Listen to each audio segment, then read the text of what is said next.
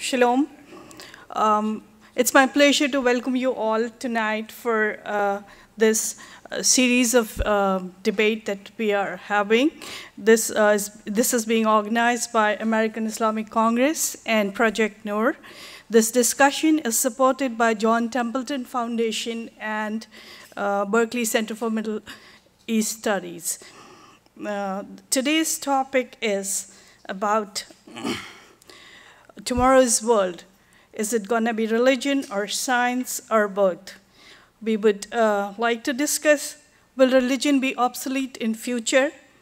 Is science alone enough for humanity? Can we believe in science and Islam, or do they conflict each other?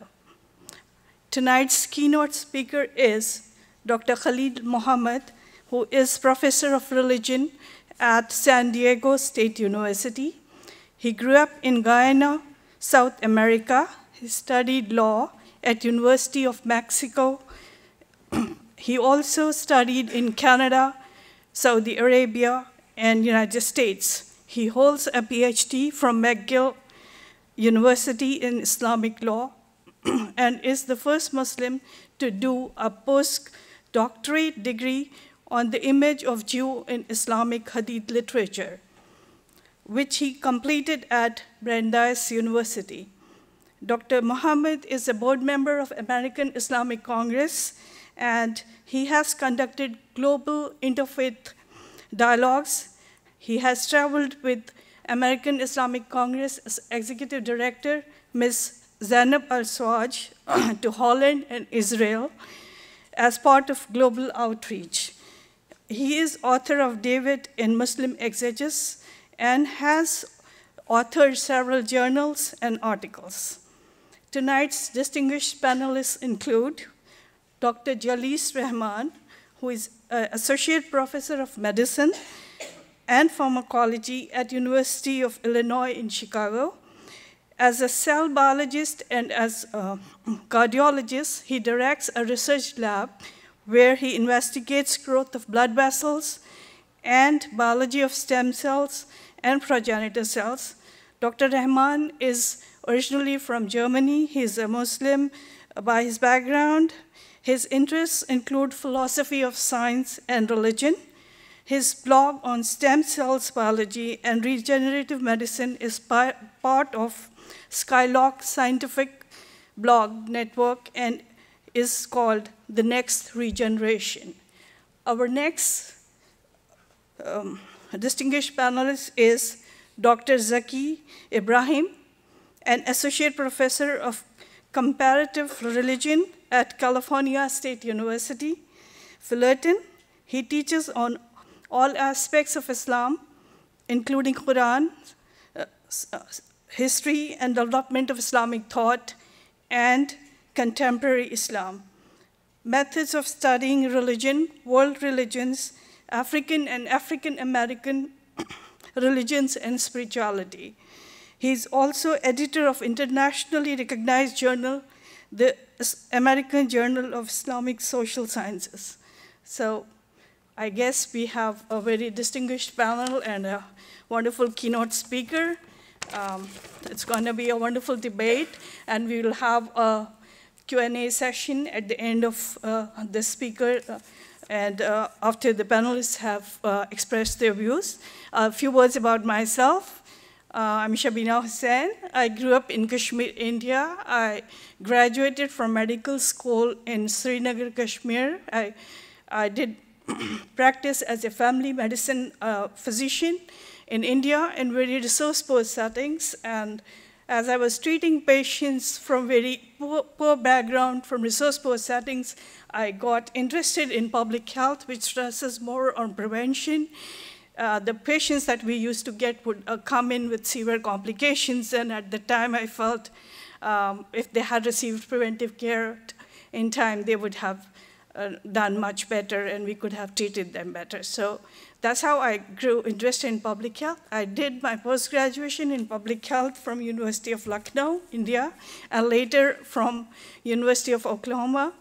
I've had the opportunity of managing public health programs in Florida State and Washington State. I have also served as Associate Medical Director for Venture Strategies, Health and Development. Those are a few words about myself. Looking forward to tonight's debate. Welcome, and please ask questions at the end of the debate. Welcome.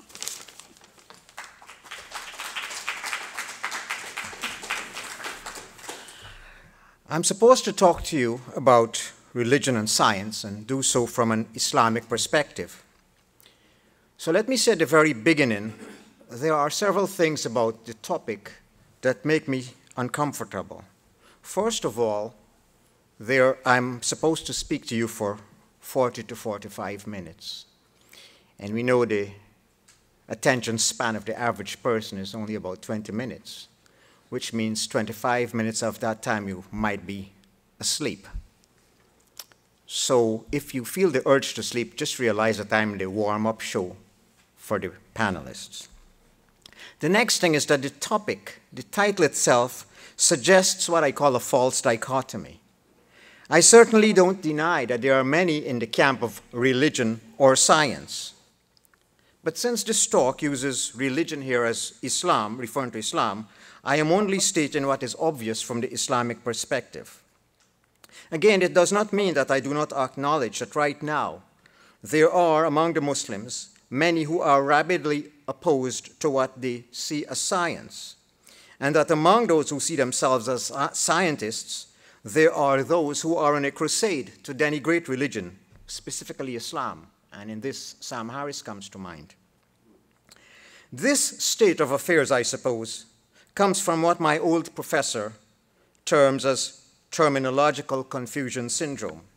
That is to say, many people cannot define religion. Many people cannot define science even. And this, again, comes from what you call a maximalistic viewpoint. That is to say, people see religion, you see, as encompassing or covering every aspect of life. And I'll get into a definition later. I do agree that in the modern world, colored by a Christian outlook, the issue does exist when we see religion and science as opposing entities. So let me at the beginning examine the evolution of this state of affairs. Both religion and science, as I already told you, have been granted meanings that are different to their early usages. If we follow Professor Swidler is a colleague from Temple University. If we follow his definition of religion, he states, religion is an explanation of the ultimate meaning of life and how to live accordingly based upon a notion and experience of the transcendent. All of that verbiage simply means religion gives ultimate meaning to life. And instead of God, he uses the term transcendent, meaning basically that the transcendent can mean emptiness. It can mean nothing even. Simply for him, religion is that which gives meaning to life. The word science comes from the classical scientia, which simply means knowledge. And until the 17th century, that knowledge was not strongly delimited to mean only technical progress. Although it was largely taken to refer to that which is based on rational analysis, it was often sponsored by religion scholars done within the purview of religion research. And so we find Newton in the Western world was a deeply religious man and also a committed scientist. However, after the 17th century, the word science became concordant with technological advancement, closely linked to secular humanism, unlike in older views where it was linked to the sacred. In fact, modern science and atheism have become somewhat strongly intertwined, so intertwined that the very word science now seems to imply a denial of everything religious. And here is where we owe a huge debt to Karen Armstrong. In her book, The Battle for God, she argues that earlier generations had two ways of thinking and acquiring knowledge. These two ways she calls mythos and logos. Both formats were essential and seen as complementary ways of arriving at the truth. Mythos was not concerned with the practical aspects of life so much, but gave meaning nonetheless to life. The mythos of a society provided people with a context that made sense of their day-to-day life, directing their attention to the eternal and what happens after death, etc. These teachings were not intended to be literal, and at the same time not subject to rational analysis. That came through logos, which was the rational, pragmatic, and scientific thought that allowed people to function in the actual world. Logos relates to facts that correspond to external realities. In this way, then, we can see that mythos is like religion, again, giving meaning to life, and logos is science, which analyzes reality. Einstein is supposed to have said, religion tells us what ought to be, and science tells us what actually is.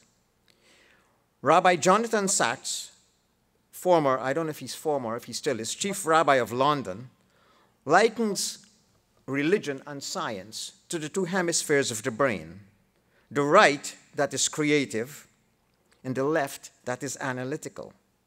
If they work in sync with each other, we have a truly sapient being. If not, we have dysfunction. And here is where we distinguish between the Western, predominantly Christian worldview and Islam. For in Christianity, once it came under the influence of Greek thought and confused the issue of mythos and logos, logos sought to obfuscate mythos. This is best represented by the image of Galileo, portrayed as the man of science, standing against the church, which later came to be seen as the bastion of religion, meaning backwardness and superstition.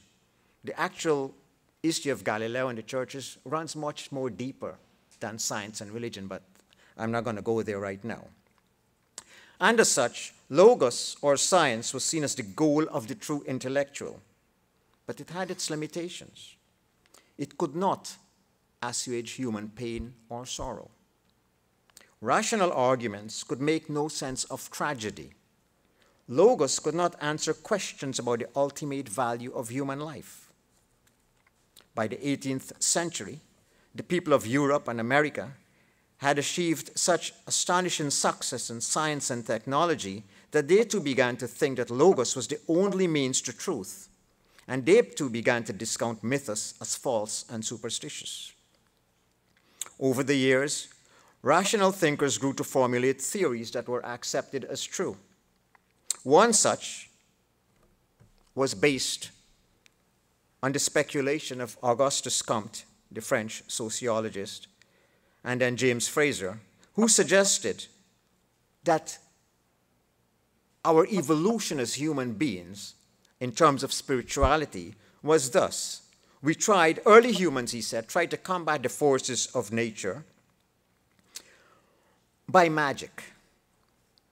And from magic, we evolved into a group of people making fearful prayer towards deities. And from this, we've progressed to metaphysics. And from metaphysics, we progress to science. So you see, it goes from mythos all the way to science. Friedrich Nietzsche came with his Gott ist tot idea, which is the God is dead concept. In summary, it basically supported the idea of Comte, which propounded that with modern science, we would become as supermen, no longer needing an invisible, transcendent God upon whom only superstitious people relied for morals and spirituality. In this worldview, as we became more scientifically advanced, we would have the intellect to dictate our morals and ethics without having to rely on religion, so to speak. But we came in for a rude awakening in the 20th century. Because in the 20th century, moving on from the 18th century and the 19th century, we saw the most amazing advances in terms of science. We found that we could split the atom. We found by splitting that atom, we could produce nuclear energy. But we also found that by splitting the atom, we had technology that decimated populations. Weapons of destruction proliferated. And we realized that with all our progress in science and our discoveries in science, we wreaked upon humankind such savage destruction that religion, in all its centuries of supposed violence, and there was violence in religion, had never come close to killing as many as we have killed in 2 world wars. And we continue now our progress into science, while there is medical advance, etc. We find a proclivity on the part of humans to concentrate on weapons of destruction more than anything else. Yet, given Einstein's observation that science without religion is lame, and religion without science is blind, we have this state of conflict theory in the West, propounded by people like Harris, etc., that says, who, along with the rise of this new militant atheism, have drawn certain lines. It's religion or science. Religionists, in response to this, and now functioning under concepts of whether you call it extremism or fundamentalism, whether they come from Christianity or Islam, now also flex their might, fighting concepts of evolution, and in some states trying to get creation taught as that which is true. And in some places in Africa, I was just reading in Kenya, the church stands strongly against teaching evolution. In response to this, the religion posse seems to have dug in deeper and see that atheism and science seem to go hand in hand. For a Muslim, this presents a great problem, because once you tell a Muslim of science and atheism identify together, the masses among the Muslims are not going to be happy with this. And it is this Western Christocentric worldview that has imposed itself on many Muslim-majority countries. But here's a problem within Islam, you see. The word scientia translates into Arabic by the word ilm. And the very word for science in Islam can therefore necessarily not be seen as opposed to religion. For if we use classical Islamic language, the classical Islamic language of Arabic, as I said, the word in Arabic is ilm. And in the Quran, God is called Al-Alim. Now, I know no right-thinking religion scholar says God is the scientist of scientists. But for the average early Muslim, science and knowledge were represented by the Quranic vocabulary. In the Quran, we are told, when God speaks of Adam, it says, وَعَلَّمَ آدَمَ الْأَسْمَاءَ كُلَّهَا. God taught Adam the names of everything, and again, the word allama is used, that word which translates into science.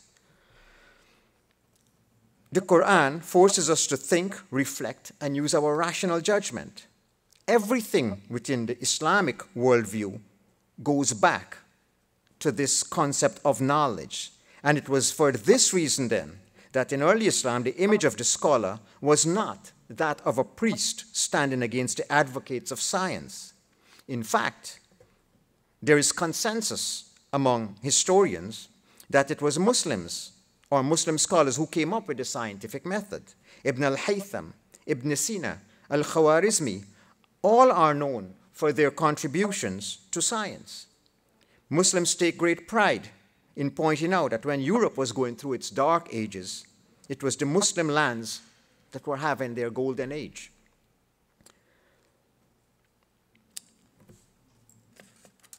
we are told that this golden age lasted until 1258 of the Common Era. We have no recorded incidents of any clash between religion scholars and scientists, because in the Islamic world there was no such line drawn. One was a scholar, and one found that people like Ibn Haytham, Ibn Sina, were seen as men of religion as well as men of science. The pursuit of science was seen as something sacred. And this perhaps is why, as Professor Said Hussein Nasr tells us, the mathematician, who was something of a displaced person in the West, right up until the Middle Ages, played a central role in Islam. Muslims seem to have understood that the Quran was a book that was simply to give life meaning and not to explain science. We have no record of any of the early books of tafsir, that is exegesis of the Quran, adopting this concept of scientific exegesis, or trying to find verses in the Quran that could be scientifically explained, even though in the Middle Ages we had this golden age where scientific discoveries were going on in the Arab and Muslim world. How could the Muslims speak of the Quran as a scientific document? The Quran, after all, is a document not unlike the Bible in certain cases, because in the Bible, in the book of Genesis, a serpent speaks to a human. In the Quran, ants speak to Solomon. The mountains worship with David. In the Quran, the heart becomes an organ of vision and perception. And when the people listen to the Prophet Muhammad telling them about the stories, the narratives that are represented in the Bible, etc., they tell him these are tales of the ancients. And Muhammad does not argue with them to say these things are actual literal truth. The Quran tells us about Zulqarnain, about a king who went to the end of the earth where he saw the sun set in a spring. The Quran gives us a cosmology that is Plotinian, speaking about the seven heavens. The Quran, while speaking in this way, condemns ritual, and I'm not going to get into a long verse to cut the time, but the Quran tells us it's not about turning your face towards east or west, but about your conduct, etc. It is generally held by some who oppose the concept of Islam and science, and those who wish to present Islam as this backward concept. It is held that Al-Ghazali was an opponent of science. And this is because of his book, Tahafut al-Falasifa. On the contrary, Ghazali was not opposed to science. He was, in fact, a champion of science and among the first to read the Quran as a scientific document. His issue was not with science, but it was with Greek metaphysics. And his idea was that while the Muslims had translated the books of Greek philosophy, etc., and had taken Indian mathematics and Euclidean geometry, etc., when it came to Greek metaphysics, trying to understand the Islamic concept of the spiritual, he was opposed to this, not to science. And his basic idea was, if you know math and Greek philosophy, stick to that. Do not. We will recognize you as being a genius in that. It does not mean that your genius in mathematics will make you an expert in religion. Ghazali was referring to what I personally blame for the problem in Muslim thought, because while he was talking so much against Greek metaphysics, Muslim thinkers, after the translation, suffered the same problem like the Christian thinkers with Greek. A lot of Greek thought being introduced into Christianity by Paul. Muslims began to read the Quran differently. We find in the late medieval times arguments about what truth means in the Quran. And so I just told you about Zulqarnain, according to the Quran, traveling to where he saw the sunset in a spring. Early Muslims seem to have had no problem taking this as a metaphor and saying that the Quran speaks in parables. Later Muslims started coming up with concepts of theology. The word theology does not exist in early Islam. There is no word for it. When you ask a Muslim, when you try to find a Muslim theologian from the Middle East and you say, what have you studied? He'll tell you, I've studied ilm al-kalam, the science of rhetoric. Ilm al-lahut, which is what one terms as theology. To the best of my knowledge, we have no department as such in Middle Eastern universities. Why am I saying this? Because you see, theology started defining God.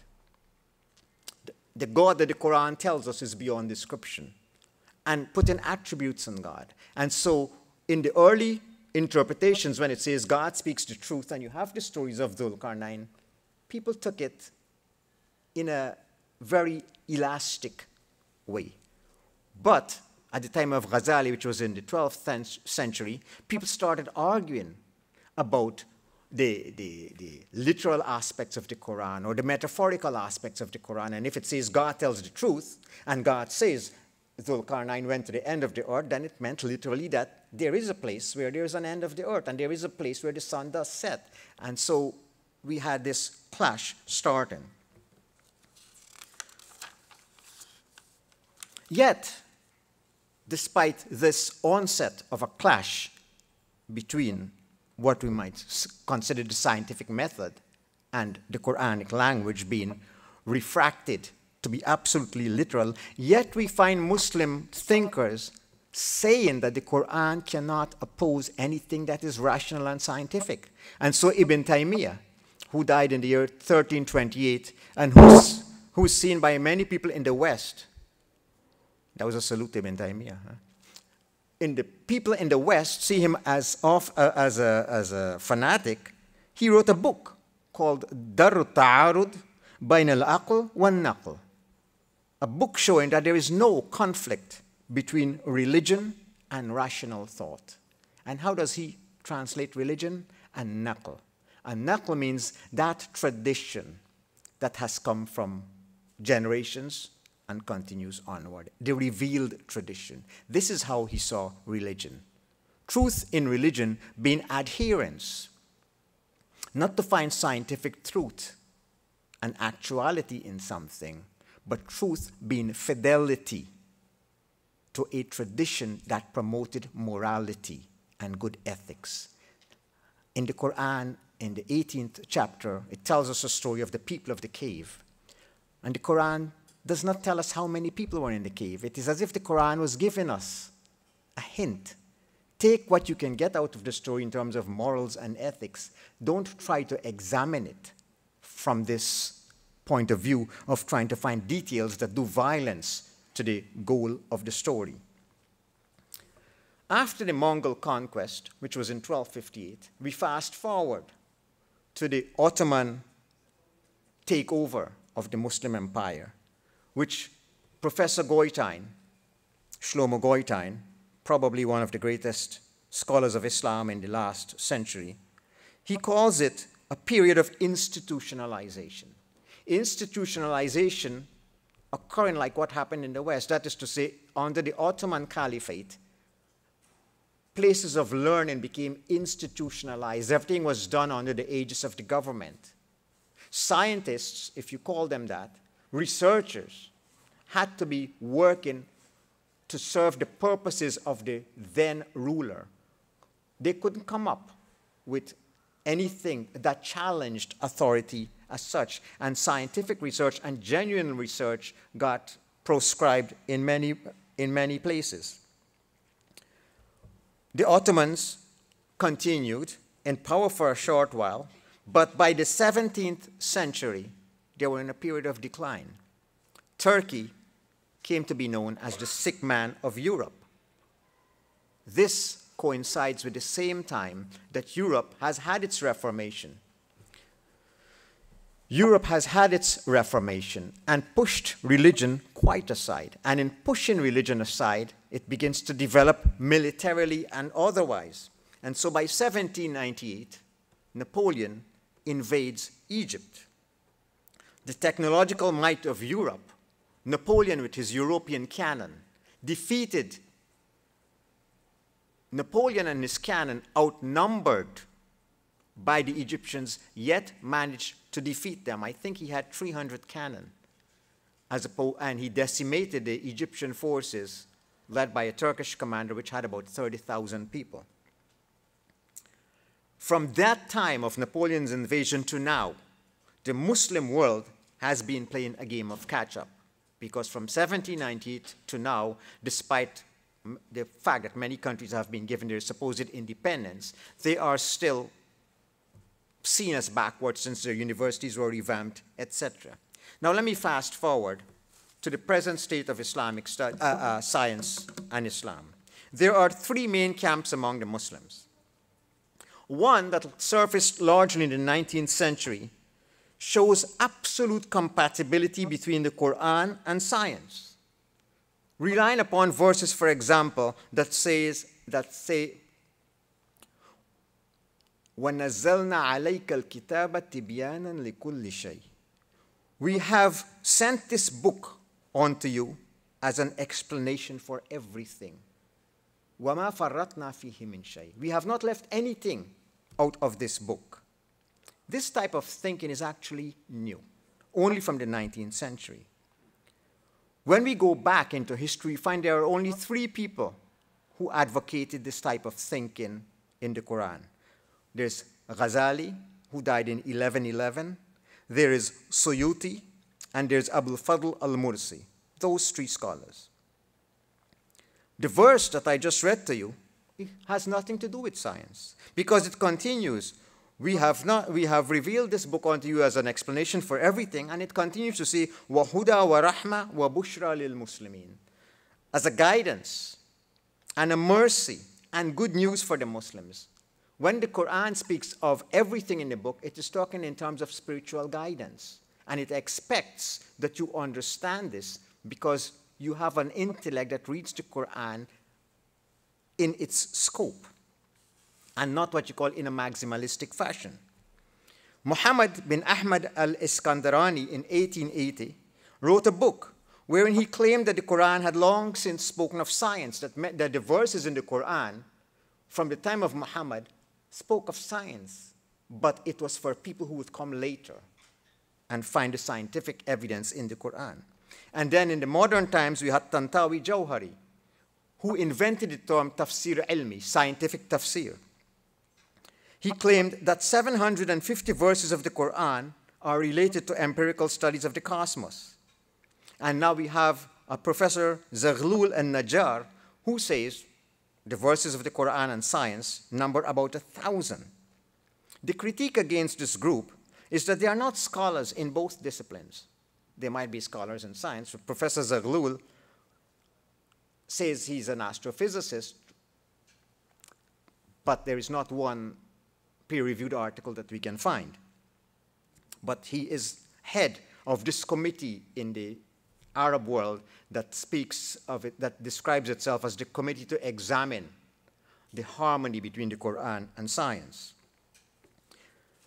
These people often resort to arguments that grasp at straws, and so Zaghlul, for example, got in trouble when he said he posted some photos showing purported evidence that when humans landed in the moon, that they found evidence that the moon that there was a split and it had come together again. He's relying on a tradition in Islam that claims that the Prophet split the moon.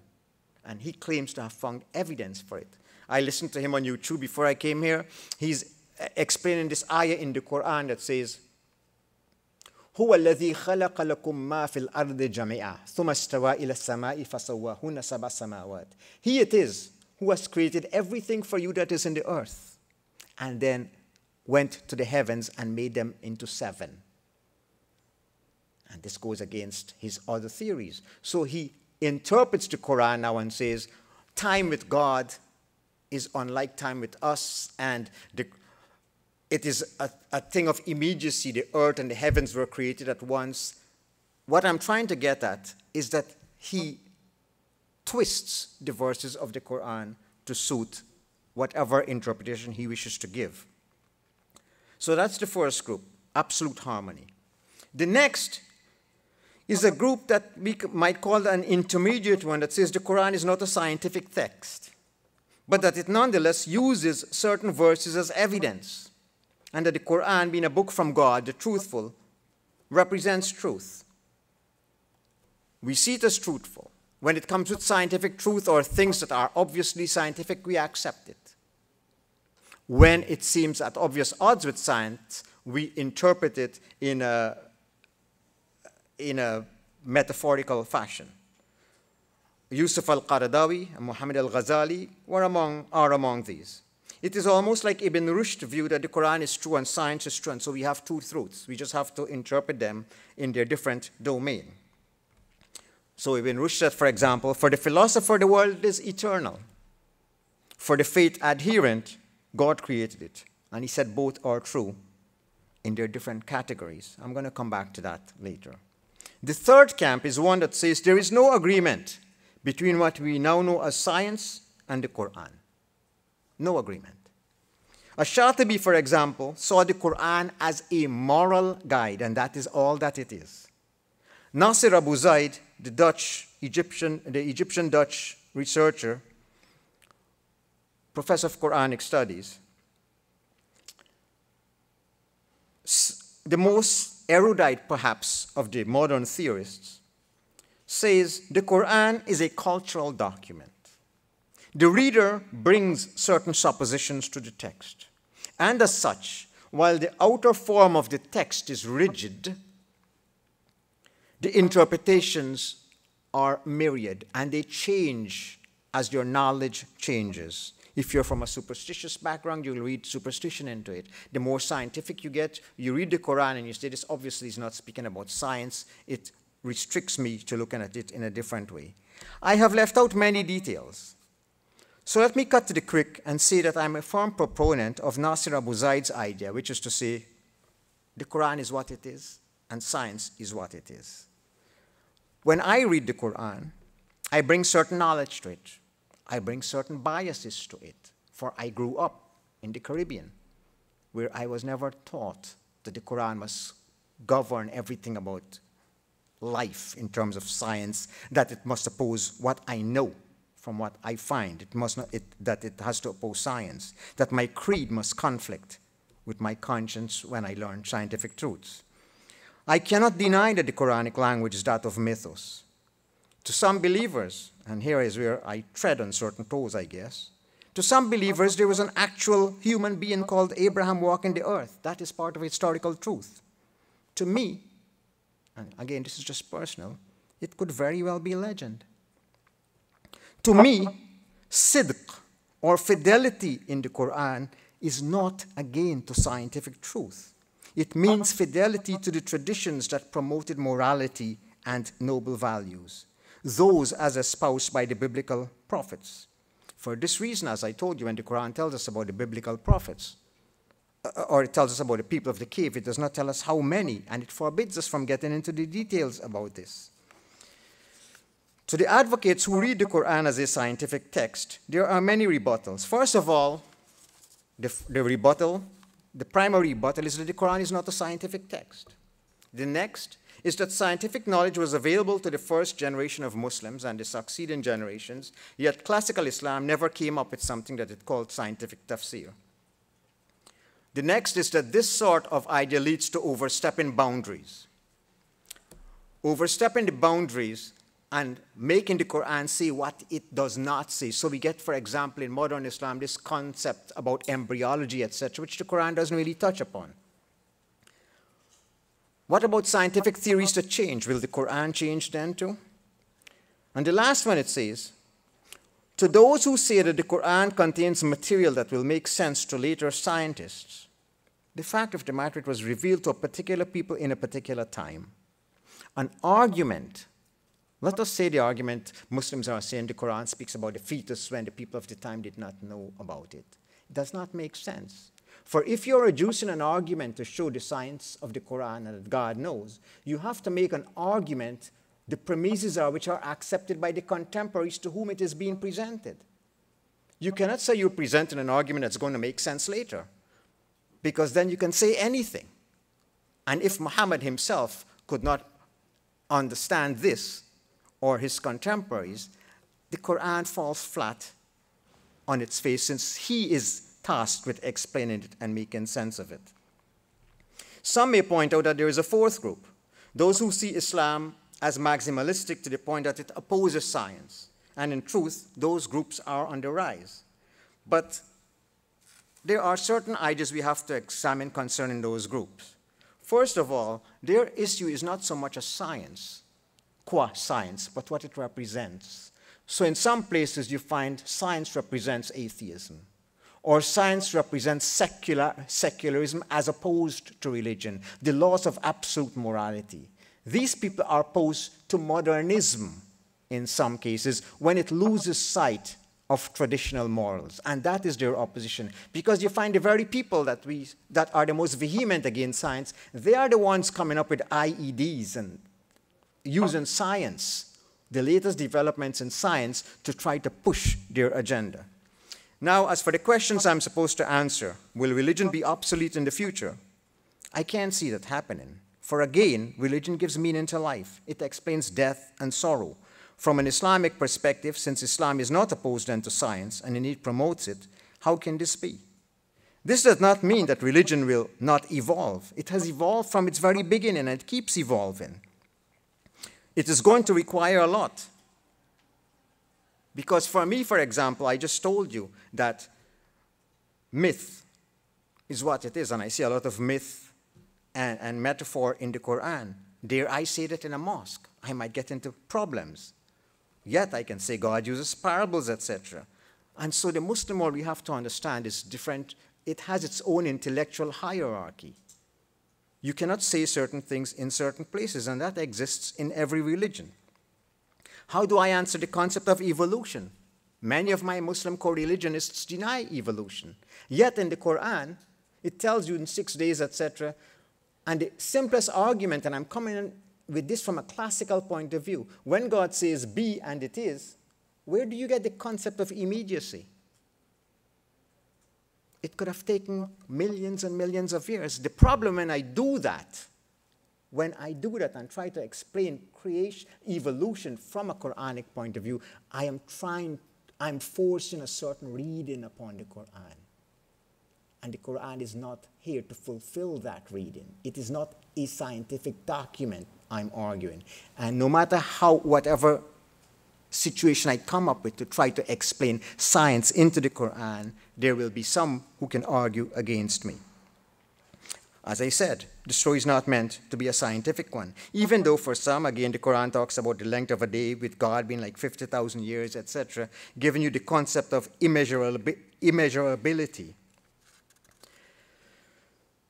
Muslim institutions, again, in many of the Muslim majority parts of the world, are not in opposition to science.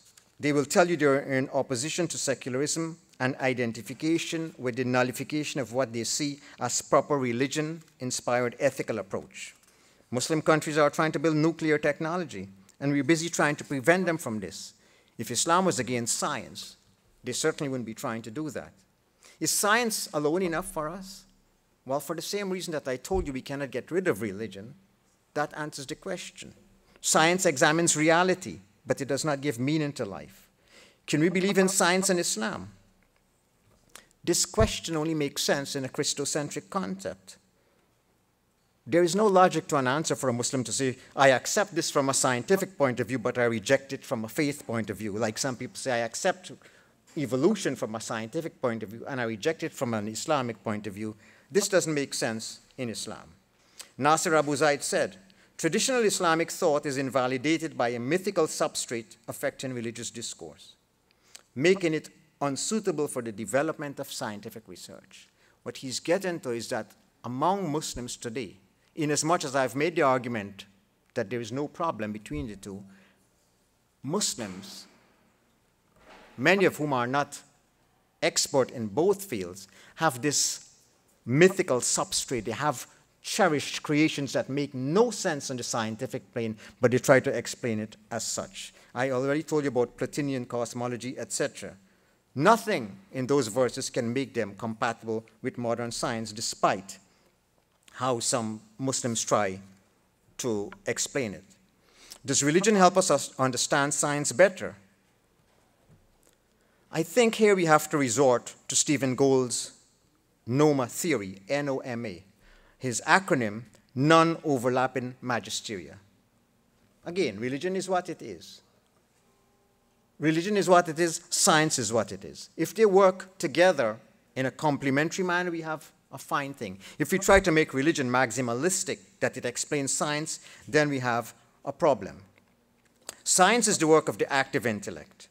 We are creatures who have been asked to use our intellect. That means limitless capability.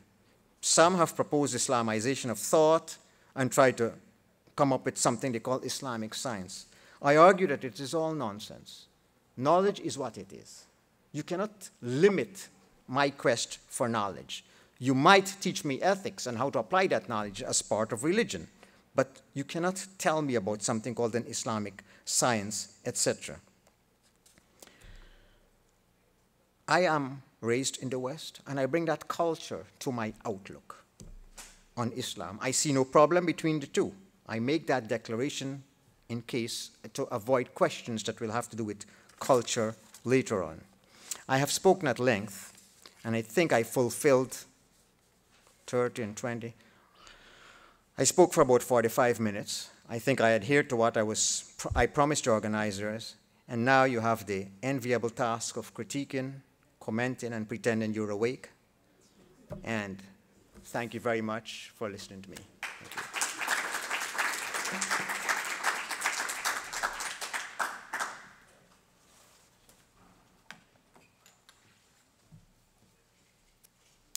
Thank you very much, Dr. Khalil, for providing a very sound and reasonable perspective on the subject. Now I invite Dr. Jalis Rahman to share his views on the topic. Stage is yours.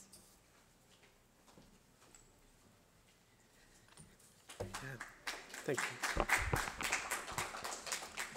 you. Thank you very much for inviting me and having me speak here. And it's going to be challenging to follow Dr. Khalil after this excellent and very provocative talk. But I will try to show you where I, as an experimental scientist, both agree and disagree with Dr. Khalil. And I'll start out with, I think, some of the key theme that he introduced us to, which I think was a very nice way of talking about the conflict between mythos and logos. And I think that there's one aspect that I, as a scientist, feel is missing there, and that is the experiment. So mythos is what gives life, it gives our being some sort of meaning, transcendental meaning. Logos is our rational mind, how we analyze it with logic. But for a scientist, there's a third very important component, and that is how do we assess reality? And we do it by performing experiments, by analyzing the results of experiments, and the value of the experiment is what really characterizes science. It is not the logos alone, because you can have logos and be a philosopher who never conducts any experiments whatsoever. Even a mathematician is technically not a scientist, because a mathematician can come up with mathematical truths that do not have to have a basis in reality. You can create multidimensional worlds as a mathematician. You can study prime numbers even though there's not a single phenomena in this world that is based on prime numbers. But prime numbers exist in mathematics without having any scientific experimental basis. And this is where, as a cell biologist, I just want to emphasize that that's the key characteristic of science, the experiment. And when we define science, what is science and what isn't science? In the philosophy of science, this is called the demarcation. The demarcation criteria, how do we tell science from non-science or science from pseudoscience? And Karl Popper is credited by being, he was a wonderful philosopher of science, and roughly 100 years ago came up with this demarcation criteria called falsifiability. Something can only be scientific, a statement can only be scientific if you can perform some sort of test that tells you definitively, is it true or is it false? If you can't perform that test, that statement is not falsifiable and hence should not even be considered a scientific statement. So he gave examples such as psychoanalysis examples. If you say that when you dream of a large monster, it is reflective of some sexual repression, there is no experiment in the world that can definitively say, is this right or is this wrong? Hence, for Karl Popper, psychoanalysis was not a science. It might have been a body of knowledge, but it wasn't scientific knowledge.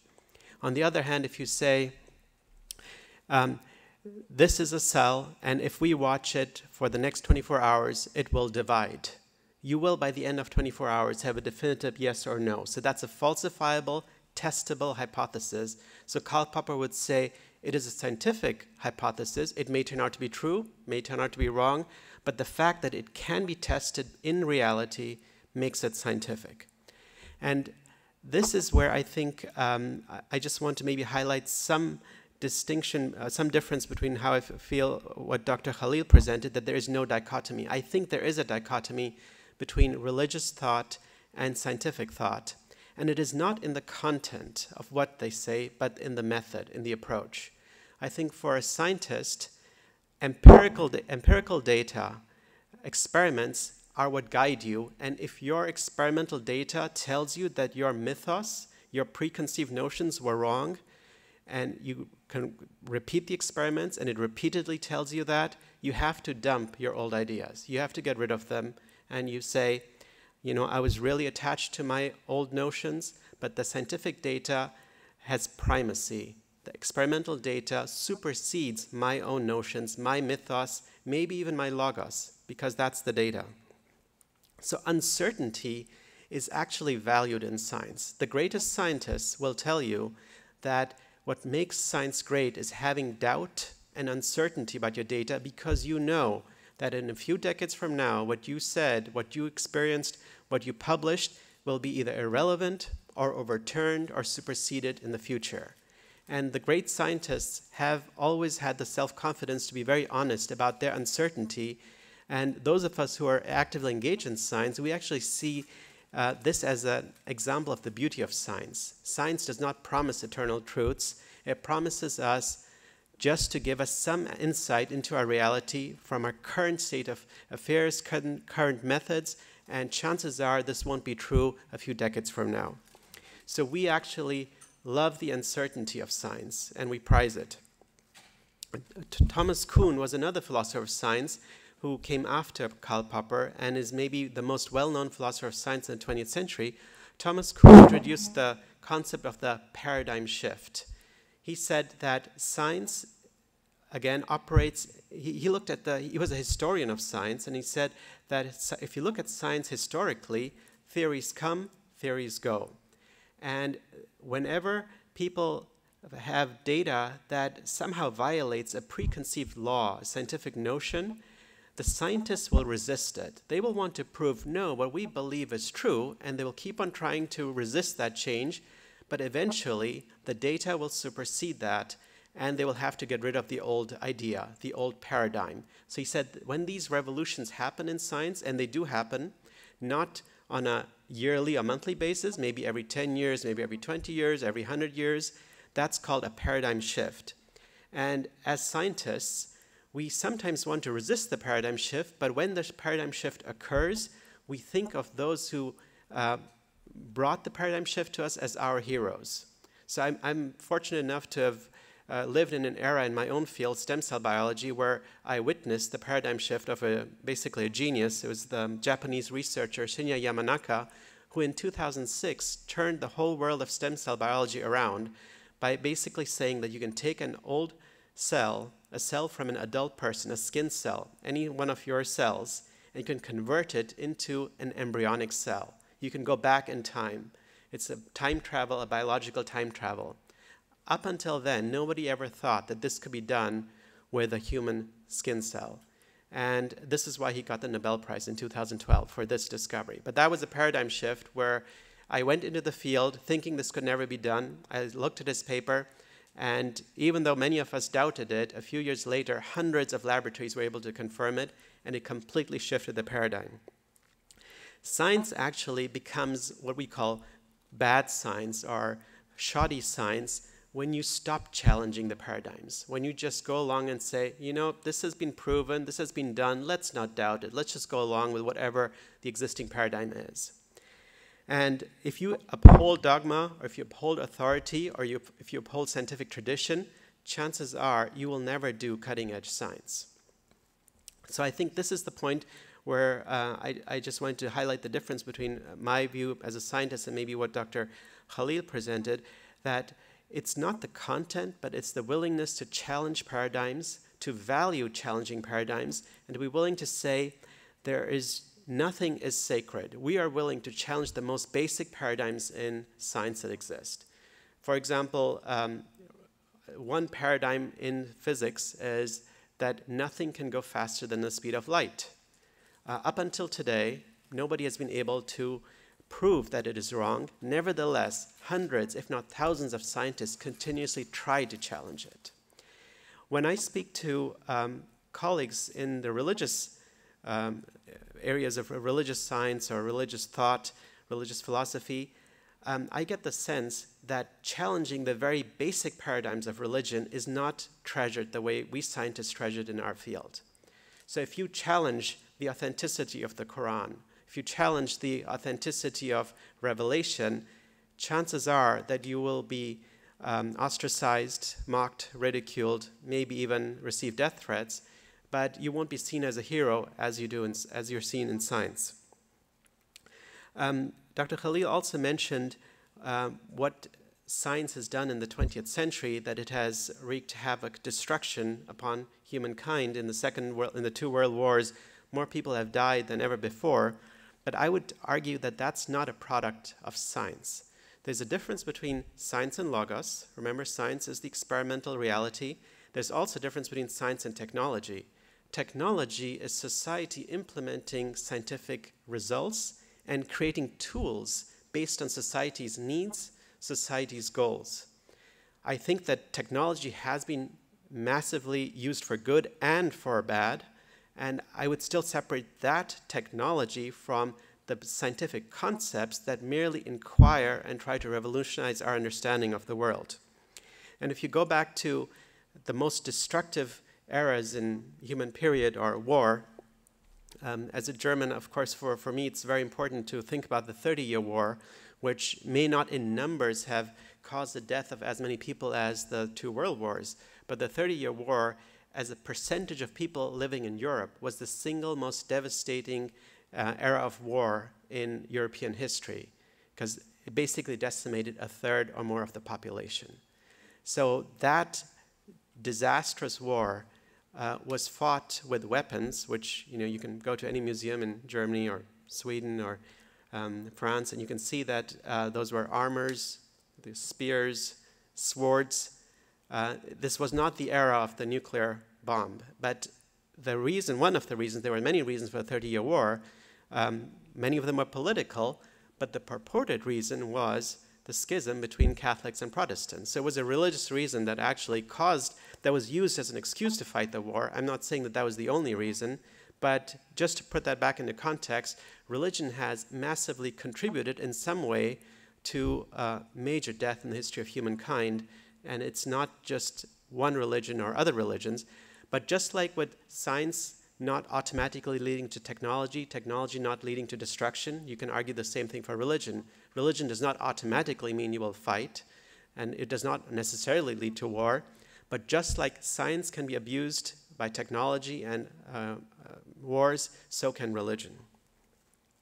A few other aspects that I want to just highlight about the difference in thought and the desire of scientists to challenge paradigms and traditions, whereas I think in religion that is not prized. There's two case studies I want to highlight that I've been somewhat involved in. One, I think Dr. Khalil did an excellent job to talk about the so-called miracles in the Quran. I completely agree with what he said. It's something that you come across the moment you just Google the word science, Islam. Chances are you'll hit a website talking about the supposed miracles, embryological miracles in the Quran. And the verses that are used, for example, the concept that, or the verses in the Quran that say that man was formed from a clot, al-alaq, and there's also the mention of then there's a stage where it's a mughada, a chewed up lump of flesh. Then there's another description. These Arabic terms are then used as examples of somehow reflecting modern embryology. But as Dr. Khalil pointed out, that language is not suitable for scientific testing. At no point is the embryo ever a clot. And even if you take a broader term of the word al-alaq and you say it doesn't mean clot, it could mean congealed blood, it could mean a leech-like entity that clings on. Yes, if that is how vague that term is, then it's not even up for scientific testing. If this is, it cannot be a scientific statement if it can mean 10 different things. If I tried to publish a scientific paper and said, well, we did an experiment with, it was either a cell or an animal, but we're not really sure, that's not a scientific experiment. So much of the embryology literature or the supposed miracles is just based on very misleading analysis of verses in a language that's not really meant for actual scientific testing. The second case study that I want to highlight is my own experience where I went to interview an Islamic school, one of the, I think, the largest private Islamic school in the United States, based in Chicago in Villa Park. It's a private Islamic school, goes from kindergarten to A-levels or high school graduation, and a lot of the children are from South Asian or Arab immigrant backgrounds, but most of them were born and raised in the United States. It's a socioeconomically very a population that's in the upper strata of socioeconomic success in the United States. A lot of the parents are physicians, lawyers, etc. And I spoke to the teachers, the biology teachers, about how they teach evolution at the school, because I was interested in that dichotomy. And the sense I got from the teacher, the dean of education, and what I gathered from the students was that they don't mind learning about evolution because it's in the textbook and because they want to get good grades and go to top-notch universities, but privately, they teach evolution, but privately think that it's completely wrong. So they create a dissociated state within the students, and the teacher, who herself was a master's in biological sciences, said for her that was quite natural. The goal of going to school is to get good grades. You don't really have to believe what you teach. You don't have to believe what you learn in a textbook. And she said that the students already come with a preconceived notion, probably from their parents, that evolution is un-Islamic, is wrong, but they should still learn what's in the textbook. Now, I think that this dichotomy creates a dissociated state that in the long run, I really doubt that this will be healthy for Muslims growing up who may want to consider a scientific career.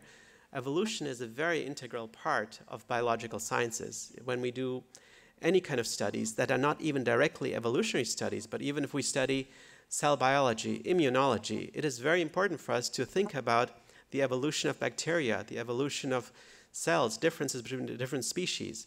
So if you already have children going into school and maybe college thinking, well, there's the real truth and there's the stuff we learn just to get good grades, I think it's very unhealthy for the intellectual scientific development of future Americans.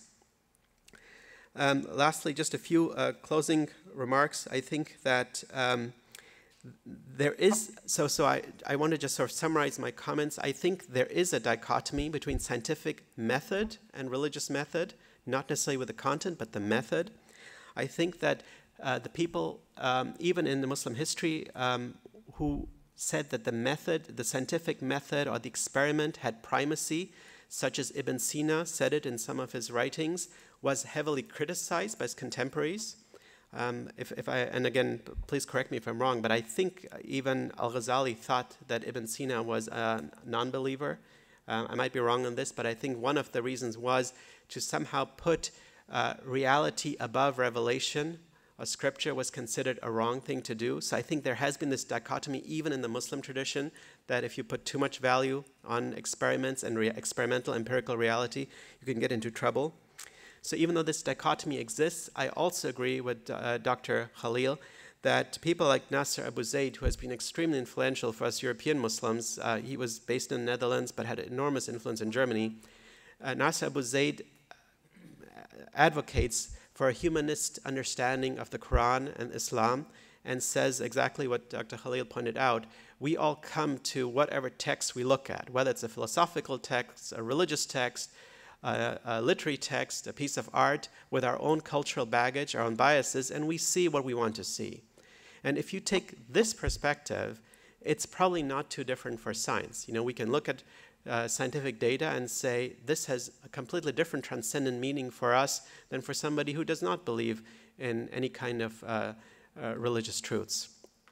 But while we're conducting scientific experiments, most of us scientists actually try to keep the worlds apart. And that's why I gave the title of my comments was going to be Worlds Are Colliding, in honor of a Seinfeld episode where George Costanza tries to keep his world with his fiancée apart from his world with his best friends, which is Jerry, and he's just worried that if these two worlds collide, chaos will ensue, and it does ensue in that Seinfeld episode. And I think that's how many of us practicing scientists feel too. We try to keep our religious worlds very separate from our scientific worlds because the desire to challenge authority, to question, can get us into trouble if we apply that similar approach in our religious worlds.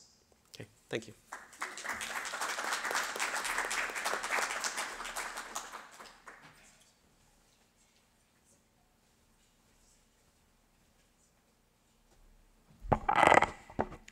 Those were wonderful thoughts and very nicely expressed, Dr. Jalis Rahmat. Now I invite Dr. Zaki Ibrahim to come and speak to all of us.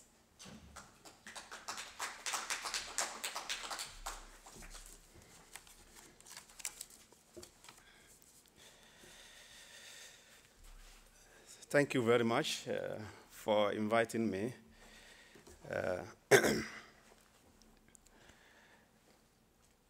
As I was introduced, I am not a scientist,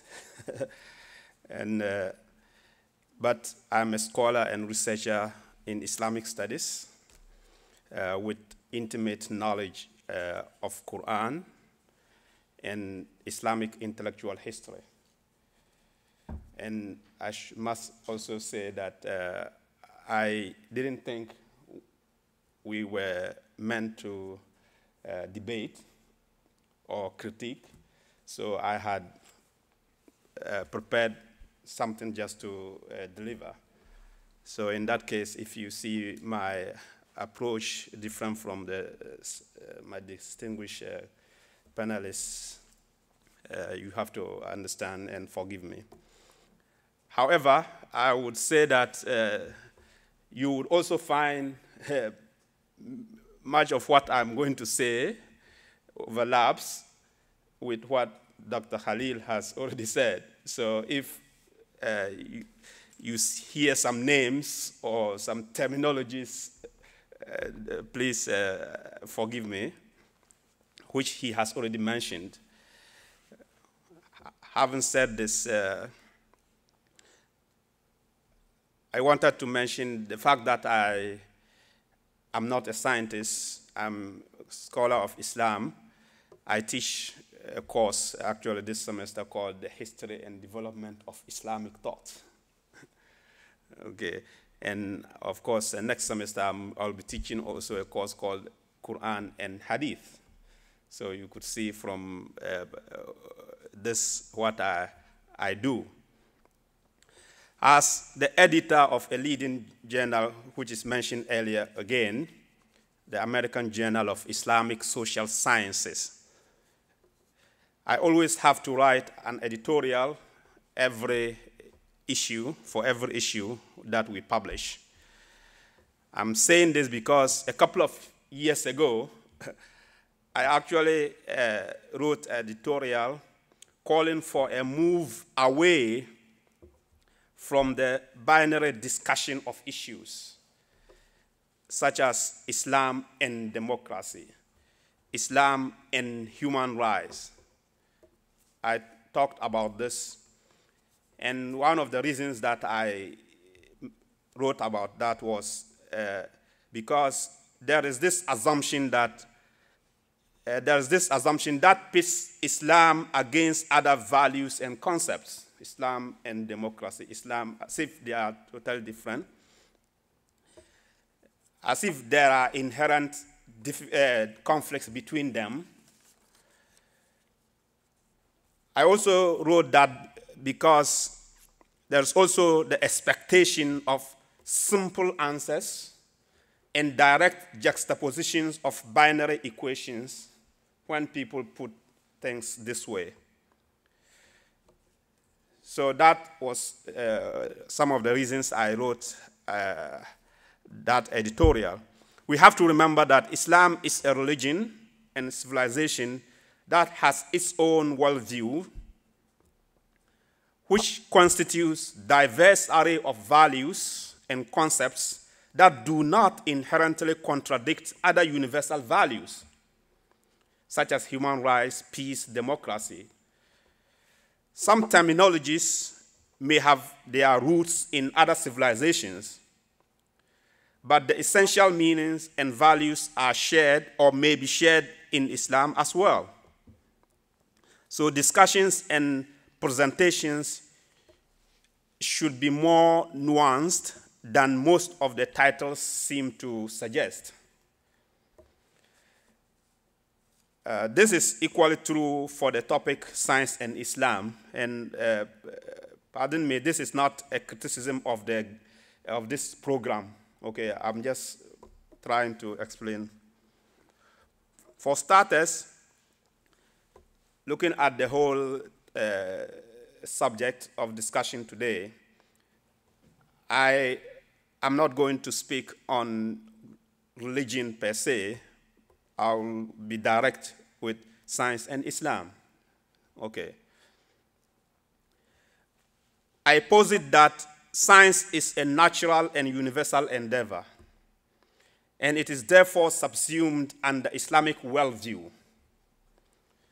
So much so that discussions discussing its veracity, the veracity of science, or compatibility was not actually contemplated by the great Muslim scholars, and frankly, I believe should not have been contemplated by Muslims today. At least if scientific projects that the medieval Muslims started were not interrupted. Again, I don't think discussing the veracity and compatibility was contemplated, and I don't think it should have been contemplated if the scientific projects that medieval Muslims started were not interrupted. That means something happened and something interrupted it, and that's where we are now. We are talking about this compatibility. Otherwise, it wouldn't, or it shouldn't have been there. So this is just my understanding of science and Islam, or science and Muslims. There have always been groups who prefer traditional knowledge. I think Dr. Khalil mentioned some of this. But that does not mean that respective scholars rejected science from the medieval era, the early Muslim scholars. And when I say early Muslim scholars, I'm not talking about Prophet Muhammad's time or immediately after that. I'm talking about when Islamic knowledge went to its zenith. So having said this, I must say that this is not apologetics on my part. In fact, from the content of the Quran and from the attitude and practice of the early Muslim intellectuals, again, I said in Muslim intellectuals, not the Prophet Muhammad's time, later on when scholars were actually engaging in studies and intellectualism. Looking at the Quran and these people's activities and attitude, scientific endeavors were expected to be part and parcel of the intellectual agenda of Muslims. That was taken for granted. In his book, Islam and Science, that's a Canadian scholar called Muzaffar Iqbal. He has a book, Islam and Science. He contends that Ibn Sina, again, this name came up several times. That's Avicenna. He was a scientist, he was a philosopher, he was almost a lot of things, and he wrote so many books. And actually his book on medicine, Al-Qanun, is said to have been used in the West until modern medicine replaced it. In other words, for a long time. So there's no doubt about Ibn Sina's credentials regarding medicine or science. No doubt about it. So Muzaffar Iqbal says that Ibn Sina would have thought it absurd to conceive of Islam and science as two separate entities. He's speculating, but I think he believed in that. He said Ibn Sina would have thought it absurd to conceive of Islam and science as two separate entities which had to be somehow related to each other or reconciled. In other words, he thought they were just naturally compatible, or they were not even separate things that need to be compatible in the first place. Al-Ghazali, again, a name that came, despite his orthodox posture and despite his criticism for some Greek philosophers and Muslim philosophers, and again, Dr. Khalil mentioned his problem with them. Despite this, he would have considered the very idea of work of God, which is science, versus word of God, which is Quran, he would have considered that appalling. In other words, he wouldn't separate these things. That's Al-Ghazali. Mullah Sadra, this is a theosopher, a Shia theosopher who lived in Iraq in the 17th century. He would think that such a division is a product of unhealthy mind. These are traditional scholars who were also, who didn't have problem with science and scientific pursuit. In other words, early and medieval Muslim scholars may have had different orientations, but they all would not entertain the idea of divorcing what we call science from Islamic intellectualism. They wouldn't. Of course, later scholars like Professor Khalil mentioned, some people would disagree and they have positions as if they are not. But I'm talking about these great scholars. Let alone think of them as contradictory. I must make a disclaimer. I think I already made it, but anyway. I'm not engaging in some apologetics that purport to prove that the Quran is the word of God simply because it is full of scientific theories. That's not my intention here. I'm not saying that. Other people have said it. So I'm not saying that. I'm not here to prove that Quran is the word of God simply because it is full of scientific theories which modern science is still discovering or still will continue to discover. People say that, and that's what I mean by apologetics, and I'm not here to do that, no. However, I'm trying to say that inasmuch as the Quran is not a book of history, and yet it naturally contains narrations of history that are meant to serve as lessons for Muslims. So also it is not a book of science. Again, I'm talking about Quran. It is not a book of science, and still it calls to pursue science, or still the call to pursue science are easily assumed and taken for granted in its pages and verses. Again, Quran is not a book of science.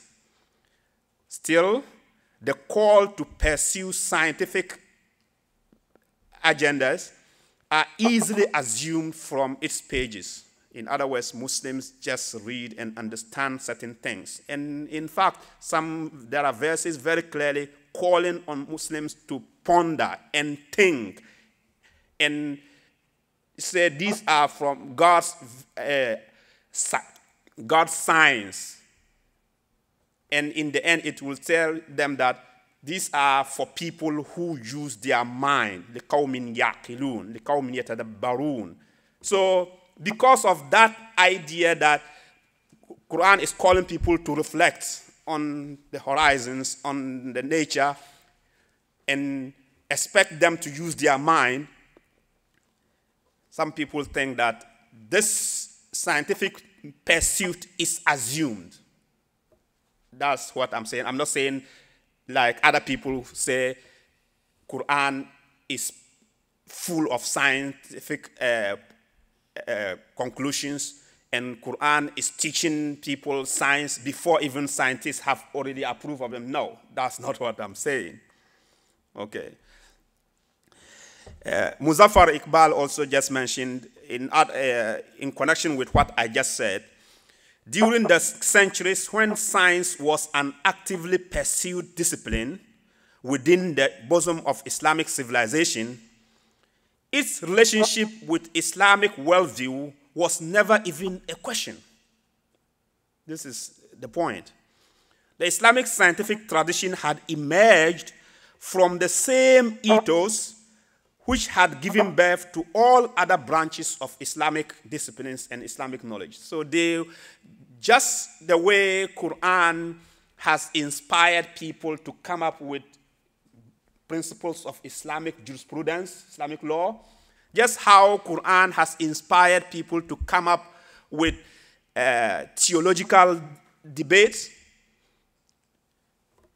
is the same way that some scientists who were Muslims thought they were inspired.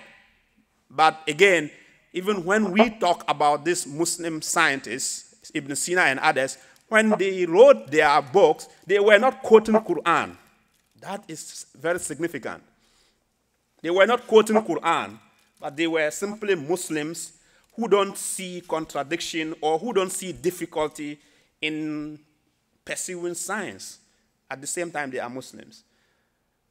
But I'm just pointing out that they were not quoting Quran to talk about science. In other words, they wouldn't come out like other people would do to say that, oh, Quran is teaching us science.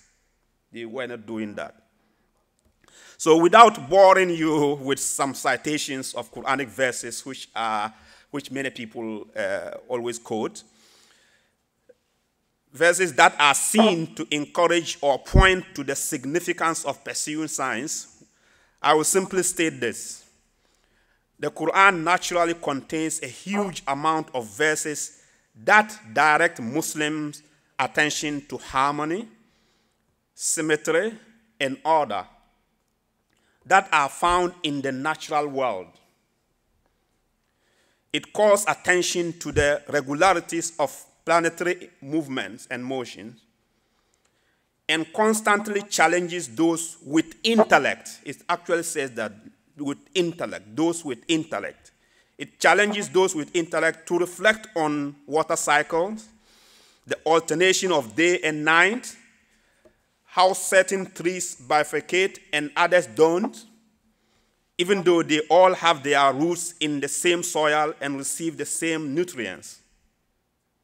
So I just summarize what many verses call people to reflect on without actually quoting the verses. Now, if the scientific pursuit is so embedded, as some people would believe, in the Quranic worldview, and its practice was part and parcel of early Muslim civilization, the burning question is, where is the point of disconnect?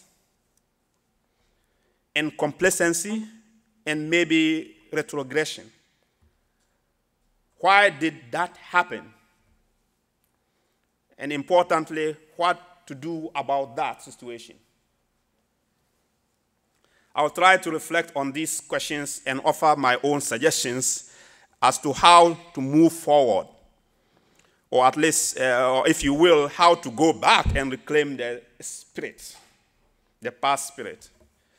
Hopefully, with the modern advancements, coupled with the zeal of Islamic scientific tradition in the past, scientific activities will be accorded the priority they desperately deserve among today's Muslims. To say that a process is interrupted assumes its prior ongoing. So if Islamic scientific venture was interrupted, what was going on prior to that? Scholars always credited the Abbasid dynasty, the second dynasty after the Caliph, after Prophet Muhammad, which is Abbasid dynasty. We have Umayyad dynasty and Abbasid dynasty. Umayyad dynasty came to existence around 661 CE all the way to 750. And then Abbasid dynasty came 750 all the way to 1258. These days also were mentioned by Dr. Khalil. So the second dynasty, the Abbasid dynasty, they were credited for supporting all sorts of intellectual ventures. We have the name of the Caliph Harun al-Rashid, his son al-Ma'mun, who were actually encouraging Khwarizmi and others to write some scientific treatises. So this dynasty was credited for this, for supporting scientific ventures. But it is also true that this is just history, short history I'm going. It is true that there are records of serious attempts at collecting and compiling scientific treatises in the Umayyad dynasty, the earlier one, which also flourished between 7th century and 8th century. That's immediately after the caliphs. The Umayyad prince Khalid ibn Yazid ibn Muawiyah, half a century before the Abbasids, had interest in medicine, astrology, and alchemy. He encouraged translations from Greek into Arabic and was the first to make contact with Alexandrian scholars in Egypt. Ibn Nadim, in his Al-Fihrist, reports that he saw 4 books by Khalid himself. This is the Umayyad prince. Now, it is also true that by the order of the Abbasid Caliph, the creation of the city of Baghdad, which we all know, the creation of the city of Baghdad itself was planned, executed, and by leading scientists and engineers of the day. Of course, Baghdad would ultimately provide a conducive space for scientific venture, bringing scientists from all over the world, including Muslims and non-Muslims. Even though some believe the importance played by the renowned Baghdad House of Wisdom is exaggerated, some people think they accord them significance too much, there is no denying that it housed scientific activities that cannot be underestimated. That is a fact. Now, what I have just said, I want to draw a few messages from this. The message here is that Muslim authorities have in the past championed the quest for scientific knowledge and did not discriminate when it came to acquiring it. Another message is that Muslims are as intellectually equipped as non-Muslims in pursuing scientific knowledge. Just as the discipline of science is a universal one, You go anywhere, it is the same as long as you study. But the difference is the level of interest. That's the difference. The difference is the level of interest and the degree of support science receives from different people. That makes the difference. Now, the most popular explanation for why intellectualism, including scientific activities, declined, the reason why, the most popular explanation is that the sacking of the Abbasid Caliphate in Baghdad in the year 1258 by the Mongols is being used to explain why Islamic intellectualism declined. A lot of time, always, it has been used to explain it. It is true that the Mongols caused a devastating blow to Muslims that affected all their aspects of their lives from that time on. But it is also true that Muslims quickly recovered from the trauma. Some scholars even cite that the fact that Mongols themselves soon became patrons of Islamic civilization. Now, others claim that the victory of the Ash'arites, this is another example, explanation why the decline came. And beside the Mongols, some people also give other explanation.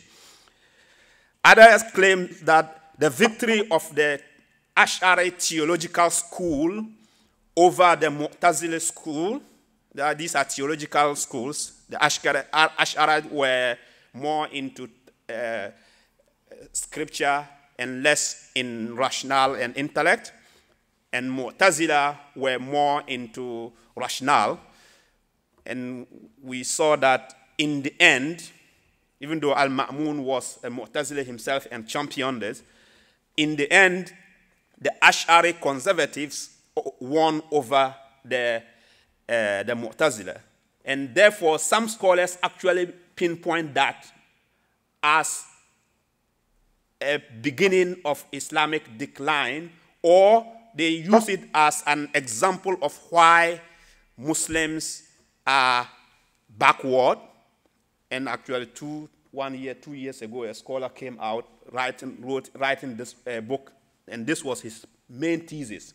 And many Western and Muslim scholars were disagreeing with him because he was not actually an Islamic scholar. He was a diplomat who went to Middle East and then happened to know these stories, and he wrote a book about that. So that many people don't buy that argument. The Mongol issue has some traction, okay? To my mind, what became so devastating to Islamic intellectualism is the cause of this, and it is also the cause of this infamous interruption, is this: the lack of appropriate support for scientific endeavors. This is what I believe.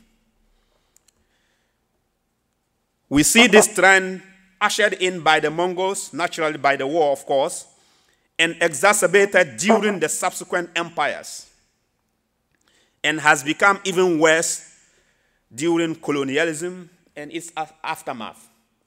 The lack of support or lack of appropriate support. Some people supported, but they controlled the researchers. And so the lack of appropriate support, this is what I think. And because this kind of behavior from the Mongol time until today has always been there. In other words, Muslims have never supported scientific research appropriately enough. Muzaffar Iqbal accused the Ottoman Empire.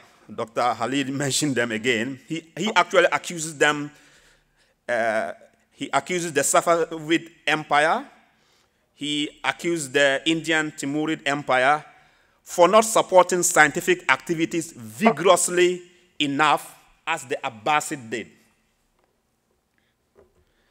Even though they were not lacking in riches, they were very rich themselves. why they fail to sufficiently support science is not easy to prove. Okay. But to my mind, the lack of appropriate support is the most devastating factor until today. And I'm highlighting appropriate because sometimes they would support, but it's not enough. Sometimes they will support, and yet they will control the research that people would do. So that's what I mean, lack of appropriate support. Now, what needs to be done in addition to organizing these kinds of panel discussions? Following the Arab Spring of 2011, again, I wrote an editorial in the American Journal of Islamic Social Sciences, our journal, and on the topic, Islamic Intellectualism in the Wake of the Arab Uprisings. This was the title of the editorial. Islamic Intellectualism in the Wake of the Arab Uprising. There I argue that it is imperative for Muslims to start creating more think tanks and research institutes in order to chart the course of future trajectories of Muslims. Again, I argue that Muslims should create more think tanks and research institutions. What do I mean here? I mean that there are maybe think tanks, there are institutions, research institutes, but we need them more in order for them to be able to come up with solutions of whatever Muslims are facing. And this is in general intellectualism. Who can predict? Of course, prediction is theologically maybe difficult to prove in Islam, but we can predict scientifically or through research what things could happen. For example, if there were, okay, just I'll end this soon. For example, if they were to create these think tanks in 2011 and people were researching, people could have anticipated what was going to happen this year, like in Egypt. Nobody anticipated that. So this is example. And of course, my point here is in the fields of science, if they had to create these scientific institutions, that would help. And that is the lesson I want us to take from here. I'll just conclude here, please pardon me. So all this talk about the plight of Muslims politically, socially, economically, and certainly intellectually, to me, is will hardly improve if we do not create appropriate environments where a number of rigorous research agendas can be carried out by exceptional minds in a free and fully supported way. More than anything else, scientific inquiries need time. They need full and unfettered support from authorities. Clear agendas for development need to be set. Intelligent researchers need to be commissioned and be provided with all necessary space to carry out their research without any interference. To me, this is the only solution.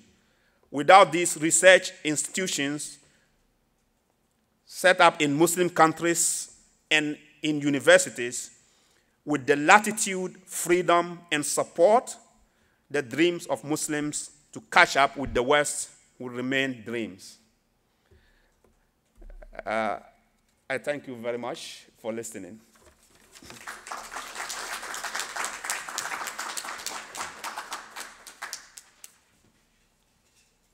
Thank you very much, Dr. Zakir Ibrahim. That was a very interesting perspective, and I believe everyone enjoyed it. Now the floor is open for question-answer session. If any one of you has any questions, please go ahead and ask those questions. You're welcome to ask, and introduce yourself. State your name and your question.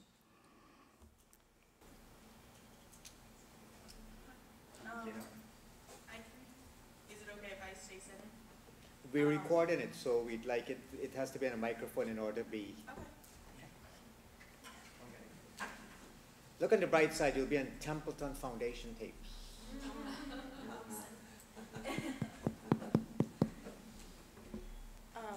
Thank you for speaking for us today.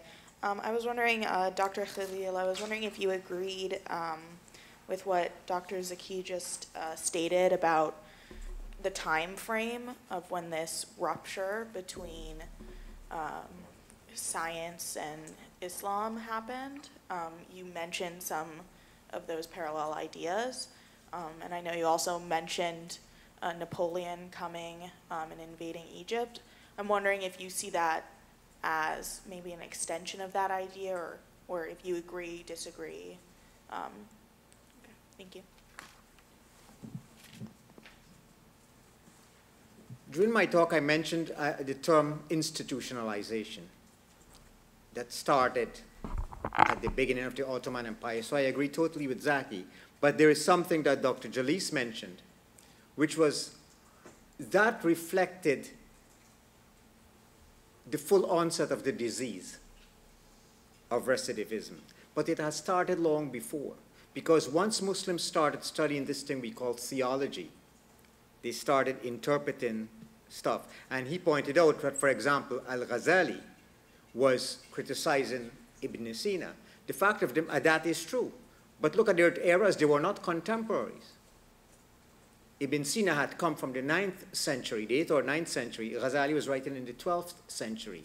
My point being that once theology started and Muslims started thinking of God, when they came up with terms which apophatic theology and cataphatic theology and all of these terms, they started seeing the Quran as literal. So Ghazali could say that Ibn Sina was wrong in some ways, although there was some sectarian difference in this. Now, so I totally agree with what Zaki said. Napoleon, that just made it, I think it is not in the interest of the European powers, the colonial powers. It was not then, nor is it now, to promote science or research in the Islamic world for all the obvious reasons. If I were one of Napoleon's generals, I would have burnt all the labs. I don't want it to happen. However, while you didn't ask this question, I do feel, and I'm making a culturally bigoted statement here, I'm going to try to disguise it as much as possible, is that this call for establishing think tanks, etc., it's not going to happen in the Muslim majority part of the world, because they are simply a carbon copy of what happened in the medieval times, where rulers are jockeying for power. The think tank exists right in the United States, in England, in France, in Germany. And while I don't wish to appear arrogant, but what the hell, I am arrogant, I will say when it comes to paradigm shifts that Dr. Jalise pointed out, there have been several paradigm shifts. For example, most Muslims hold to the idea of prophetic inerrancy, they call Isma. We dare not discuss this in Iran or in the Arab world. Someone wrote an article for Zaki's journal that he dare. Zaki, I think you published Isma in your journal, did you not? Yes. Yeah. So we published that. It's only in the Western world, because there is a theory which in Islam, as long as you are working on under a theocracy, which I always confuse medieval and Middle Eastern. In the Middle Eastern governments, they are, where the Muslim majority is, they are still theocratically constructed. In a theocracy, you can never have full freedom of research. So again, the ideas of think tanks, etc., I think they're established in the States. And this, while I don't wish to push something, this is one of the hopes of the American Islamic Congress that it is happening.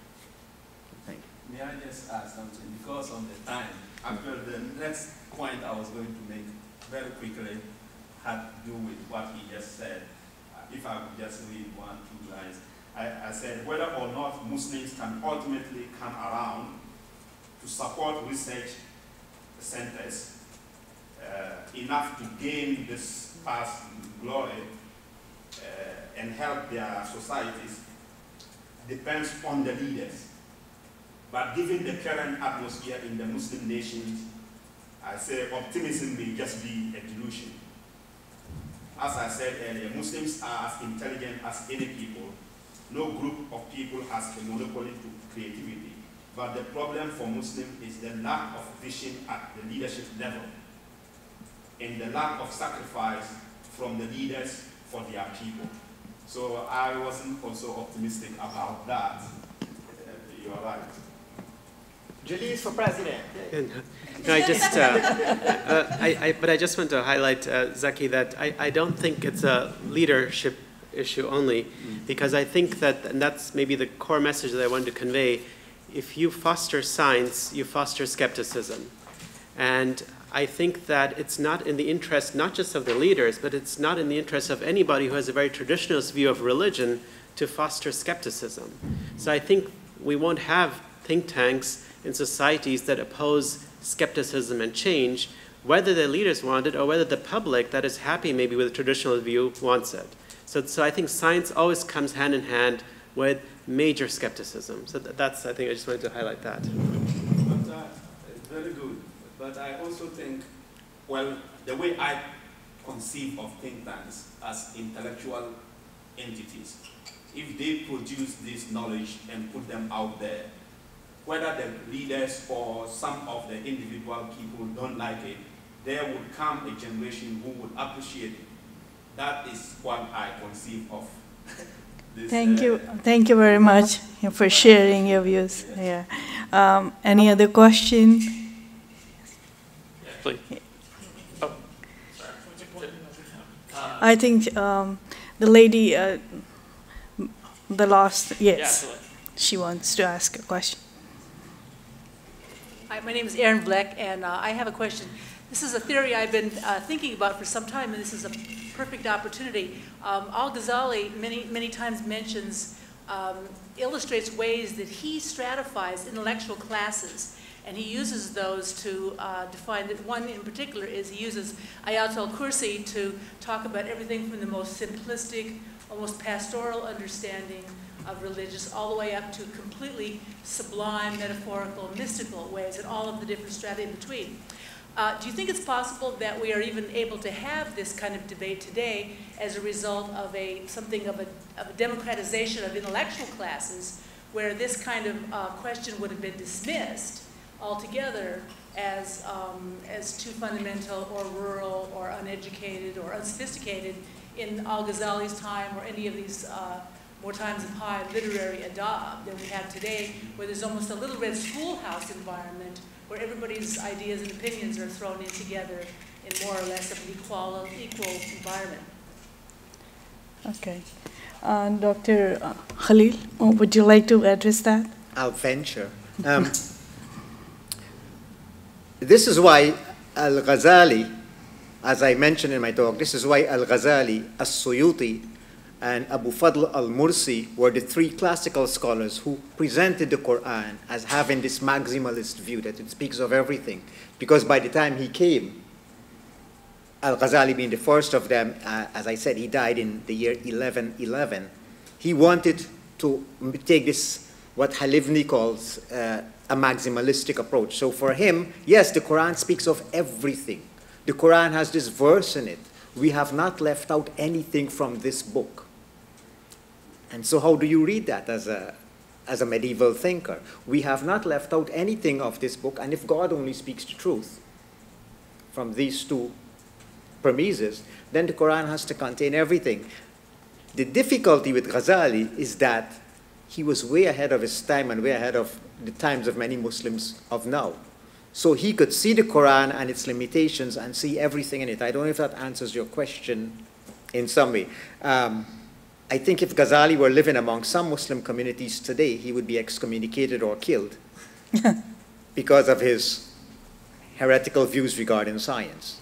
Don't forget that almost a century later, 1198, my math is that bad, about 70 years later, came along Ibn Rushd and tried to limit Ghazali's idea that the Quran is not. Well, he did not limit it. He was just telling Ghazali, you know, you have to be very careful with what you're saying. that with the scientific business. Jalise, do you want to add to that? Or, yeah, I mean, I think maybe, Zach, if you want to. Okay. If I understand the question, I think you were referring also to his categorization of interpretation of Quran or understanding of Quran, right? Yeah. That is a very interesting part of Al-Ghazali himself, because I think if I remember, he has these 4 levels of understanding Quran, and including the esoteric aspect, which he insists that scholars should not share with the average people, right? And maybe connecting to what you were asking also, how would other Muslims understand him? And that's what I say about him. He's strange in the sense that he was this part of the scholars who are supposed, or who say things that other people would agree and accept, like when he was a jurist and a theologian. And then, towards the end, where he adopted the mystical approach. And this is where he would categorize this understanding of Quran, including the mystical, esoteric aspect. Okay, and therefore, at this point, I don't think he cared what other Muslims thought of what he was saying, because he was convinced that he got the right formula now as a Sufi. He wrote his Ihya Ulumuddin, Al-Munqiz min al-Dalal. So this, I think, even today, or at that time and today, still people, average people or the so-called established scholars, they didn't agree with his categorization, you see. And therefore, I would think that it will be controversial, or it would be hard for majority of Muslims today to go along with him. I don't know whether it makes sense, what I understand, explain a little bit. Okay. Thank you very much. Is there any other question? Go ahead. Hi, Ovais Qureshi. I have a little bit of a generalist question. What do you guys think is that fuels or compels the Islamic world to towards trying to reconcile science and Islam, or religion and science? Dr. Jalise? So I think that just based on the extensive readings I've done on Muslim literature, websites that try to reconcile it, the impetus, I think, really comes from the recognition of the success that science has had in the world. I think that's what really drives it. You know, when people talk about why is our life today better than the lives of people 500 years ago, it's mostly because of the advancements, technological advancements, scientific advancements that have made us live longer, live healthier, have children that survive beyond 3 years of age. And I think this success of science is what compels people to say, well, if science is so wonderful, and how does my worldview fit into the scientific worldview? That's my impression, that's the reason, the impetus. Thank you. Those were wonderful thoughts. Dr. Khalil, would you like to add to that? Or? I'll add to it a bit. Well, I'm trying to get less boring. How do I put it nicely? I'm doing some Bible research right now. And the research is, the concept in Bible theory right now is that monotheism is not as presented in the Bible, that it was not from the time of Moses, that it evolved. And when does monotheism, the God of Israel, becomes the one God, and there is no other God? It comes after the exile. When the first exile, when they're kicked out from the year 586 to 538, and the God of Israel is seen as weak. So then monotheism comes in strongly. The Assyrians are thinking their gods are the strongest gods. And so the Israelite response is to say, no, our God is the one true God. In a similar manner, when in the Muslim majority countries, they're seeing what has been the advancement of the West is based on its technological stuff. So the Muslims are trying to show, our Quran does not go against it so much. So we have to force this thing. The Quran is a scientific document. And don't forget the polemic coming out of the West against the Quran. I hate in the West. The polemic coming from non-Muslims against the Quran. So the Muslims want to prove, no, our book is not, it's not a bunch of myths, etc. It is this scientific repository. So that's what I get the more I see the websites. And don't forget in the Muslim world too, there's this committee led by Zaghlul and Najjar to show the harmony between Quran and science. They can pay money for that. Interesting. That might be important. And you mentioned what fueled this Muslim urge to reconcile Islam and science. I think, first of all, the traditional scholars don't care about that. This trend is among the modernists, sometimes even the politicians, the elites, and the intellectuals. They are pushing this. And like Dr. Khalil mentioned, I think it starts with the awe they notice coming from the Europeans, especially when they were being colonized and they couldn't do anything about it.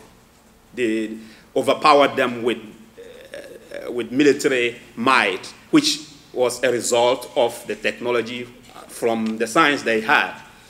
And therefore, you see in the 1920s, Kemal Atatürk of Egypt would try to impose the Western type of understanding of everything, Western type of life on his people, even how they should dress. But before he comes to how they should dress and eat, he was sending his students to Europe, bringing European experts to Turkey to establish schools, trying to close down Islamic schools and open new schools that were geared towards the Western. So all they found from the West, which they concluded was a result of science, that prompted them, and actually that was the fuel for them. And that, maybe Kemal Atatürk is an extreme example, but we still have that in Saudi Arabia today. We still have that in Qatar today, that kind of mentality. Today, in Cal State Fullerton, we have just about, for the past 2-3 years, Arab students from Saudi Arabia, from Kuwait, they just push them. And they say anything they want to study, sciences, everything, they would pay for them. I'm talking about thousands of students. I had a student who took my course in Islamic history, and an American student asked in the end, why don't we have Muslim or the Arab students taking this course? And the lady who was taking this class from Kuwait told me that their government are sponsoring only sciences and engineering courses. They don't have a list.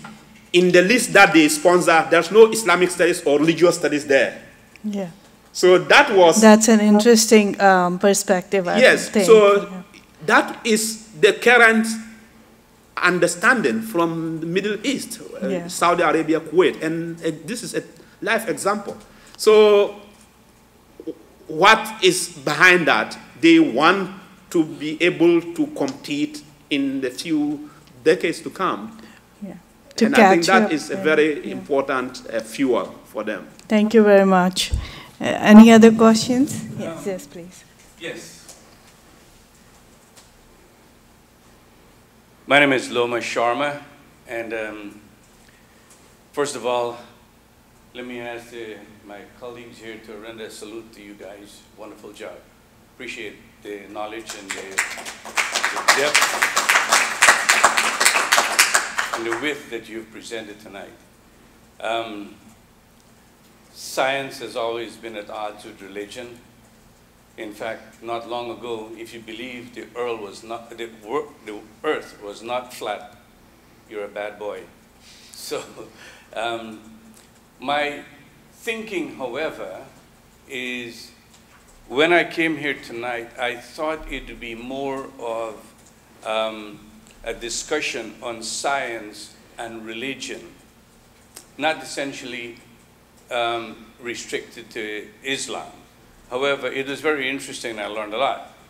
Talking about expanding knowledge is what I am all in favor of, and I think Dr. Khalil said it nicely. It's like science and religion are like the left and the right brain. When they don't work in harmony, you're a retard. When they work properly, you're a genius. When they work in harmony. And I like that idea. However, I would like to see or like to hear from the panelists what you think about the future of the two, not so much as a historical recitation of what happened, or but what the future entails for us. For example, nowadays, and I've seen a lot of churches, you know, not getting the support. People are more individualistic. They want to see immediate success. They need instant gratification. They don't have the faith-based that people had way back when. Where do you see education taking us?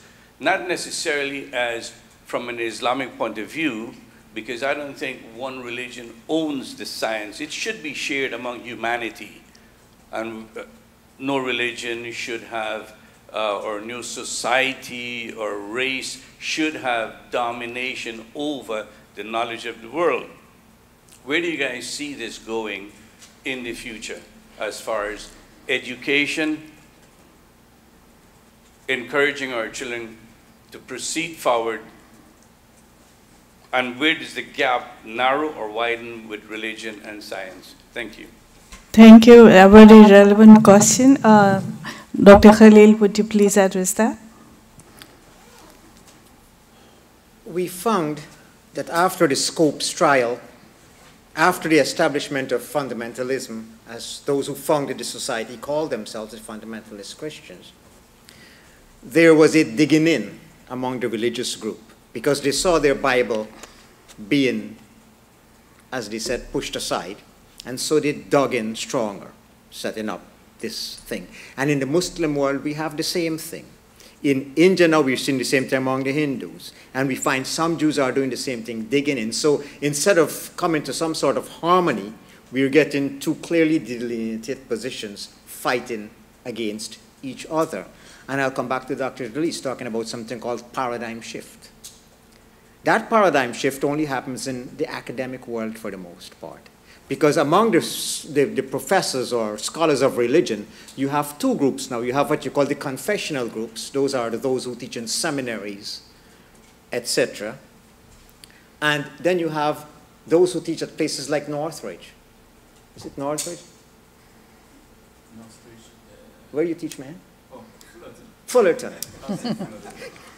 You find those who teach places like the academic thing. And that is where you see the paradigm shifts happening. Because I just told you, I mean, for you to go to a church, or some synagogues, I specify some synagogues, and say that Moses was not even a monotheist, that turns religion on its head.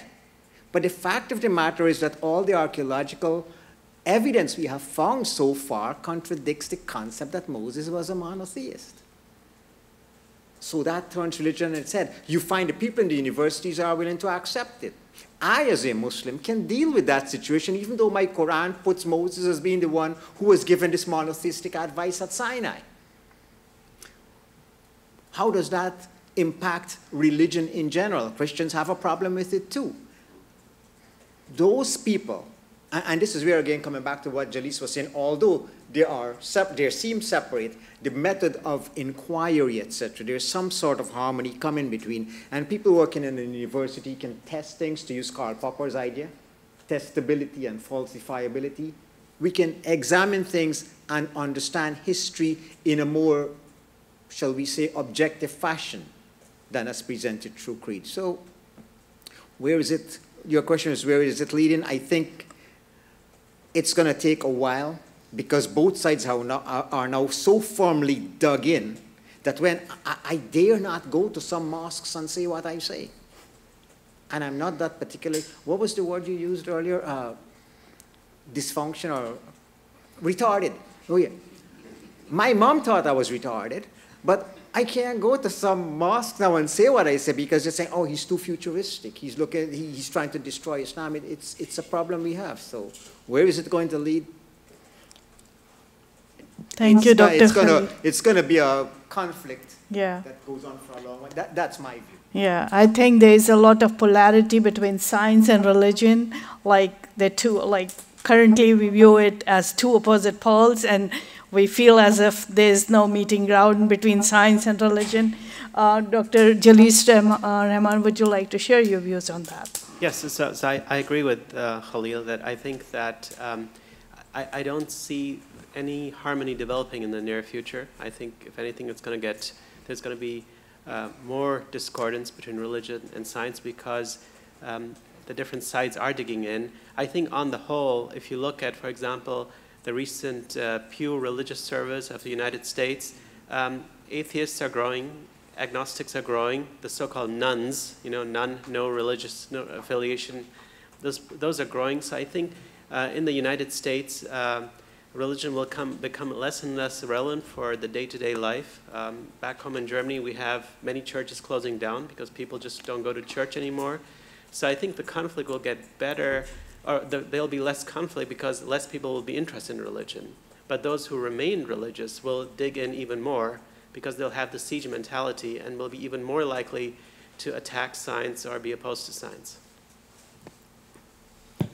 I think I agree with what has been said. However, I just want to look at the other side. In South America or in Africa, religion is gaining adherents, and sometimes they are it's even terrifying how the understanding of those people's those people's understanding of religion sometimes can be very extremist, and they are growing in numbers. So if we see in America or in Europe, the religion is declining, and the Pew research, you said, I'm a professor of comparative religion. My colleague who saw it first sent it to all of us. Maybe we are very soon not going to have jobs anymore, because it is true that it was declining in all demographics. That's North America and in Europe, but it is not true in South America. You see, it's not true in Africa. The only thing that I also is comforting is the fact that those in South America and in Africa, they don't drive world issues. It is the North Americans and the Europeans who dictate for them. I'm not talking politically, civilizational speaking, they copy them. So it is just a matter of time when the South Americans and Africans would take the same route that the Americans have taken in terms of ignoring the religion. Unless, however, the people who dig in cause much harm. So in Nigeria, for example, as you know, the group Boko Haram attacks schools, civilians who are somehow involved in Western education, and one of the most recent attacks was a university, agriculture university. So it was a scientific school which they felt was Western knowledge being imposed onto Nigerians, and it was a group that claims to represent Muslim or an Orthodox or extremist Muslim viewpoint. They just see themselves as defending, in a siege mentality, what they perceive as Islam. So you're right, they don't drive the intellectual developments in the world, but they can still cause massive damage where they are. So, thank you for sharing that. One more Go ahead. if I may, Yes, please. What I was thinking in terms of is religion is something that we acquire from our parents for the most part. Mm-hmm. And as we go to school and we acquire knowledge, we question religious thoughts. And as people, like you say, in South America and where I am from, and Africa, are perhaps the least sophisticated people, if I may, without offending anyone. And perhaps they still cling on to certain ideologies because of lack of scientific thought or sophisticated thoughts. And because of certain cultural ideas also, they don't challenge these religious rules or laws. And what I'm saying is nothing against religion. I have nothing against religion. What I'm saying is what I see in my mind, because people are going to school now and they're learning to question, to be critical thinkers. And to be critical thinkers, you have to question these things. That mom and dad told me this, so where is our future heading was my primary question. Where are we going? With the background of what's going on, being religion is something that is given to us. Thanks. I would, from my point of view, I would like to, I think the debate would remain incomplete if I don't mention Malala Yousafzai. She's a little girl trying to go to school and she gets shot just because she's wanting education, basic education, and improve of life. We're not talking about science, we're not talking about religion, but you get to science and religion and all those steps as you grow up, as you study, as you acquire knowledge from elementary to primary to high school. And it's very sad that there's so much polarization that we see people committing such acts of violence against a little girl or a child, or just because she's acquiring basic knowledge. And that has been a very sad situation in the world of today. Is there any other question or comment? I actually have a question. I'm interested to hear from you guys about, you've kind of spoken about the future of science in Islam and potentially where it can come from at this point. And you speak about the need for investment in think tanks and research foundations. I think a pretty strong argument could be made that those things are already existing. Countries, for example, like Qatar and Saudi Arabia and the UAE, who have strong investments at this point in time in scientific research facilities and research institutions, and not only within their own country, but also partnering with European and American institutions like New York University, Carnegie Mellon, and attracting and setting up satellite colleges within those countries to spur investment, or having like King Abdullah University of Scientific Research, and they have a $10 billion foundation set up for funding scientific research. I think there could be a strong argument to be made that these investments in Muslim majority countries are being made on a pretty rapid level, unlike other institutions around the world. So I'm curious to hear you guys' perspective on that. So I think that a big part of fostering a scientific, creative environment is not just giving dollars. So it's building an infrastructure where you foster creativity in the academic institution.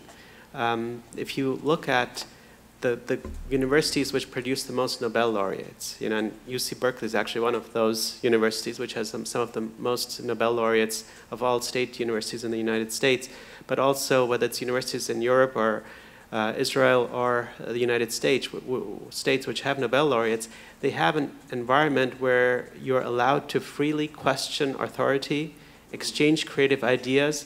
You not only foster science, but you also foster the humanities, the arts. It's very common for great scientists to have coffee with philosophers, get inspired by physicists sitting next to biologists and sitting next to a poet maybe. So this kind of environment does not come with just sticking in $5 or $10 billion and saying, just make this happen. You have to create a culture of creative inquiry and criticism. And I don't see that the society at large or the government at large in Saudi Arabia, Kuwait, Qatar support this kind of free-minded inquiry, which I think is necessary for science to succeed. So. Thank you, Dr. Jalise. I'll go along with Jalise, and coming back to your question, this is again, I don't want to cause a problem here. We want to get out of here alive. So when it comes to this religion thing, and we were taught by our parents, yes, and religion caters for it. You find let's talk about religion in general. In Hinduism, we find some developments. You find Jainism comes with its utter passivity. Then comes the Mahabharata that says this utter passivity, we change, we evolve.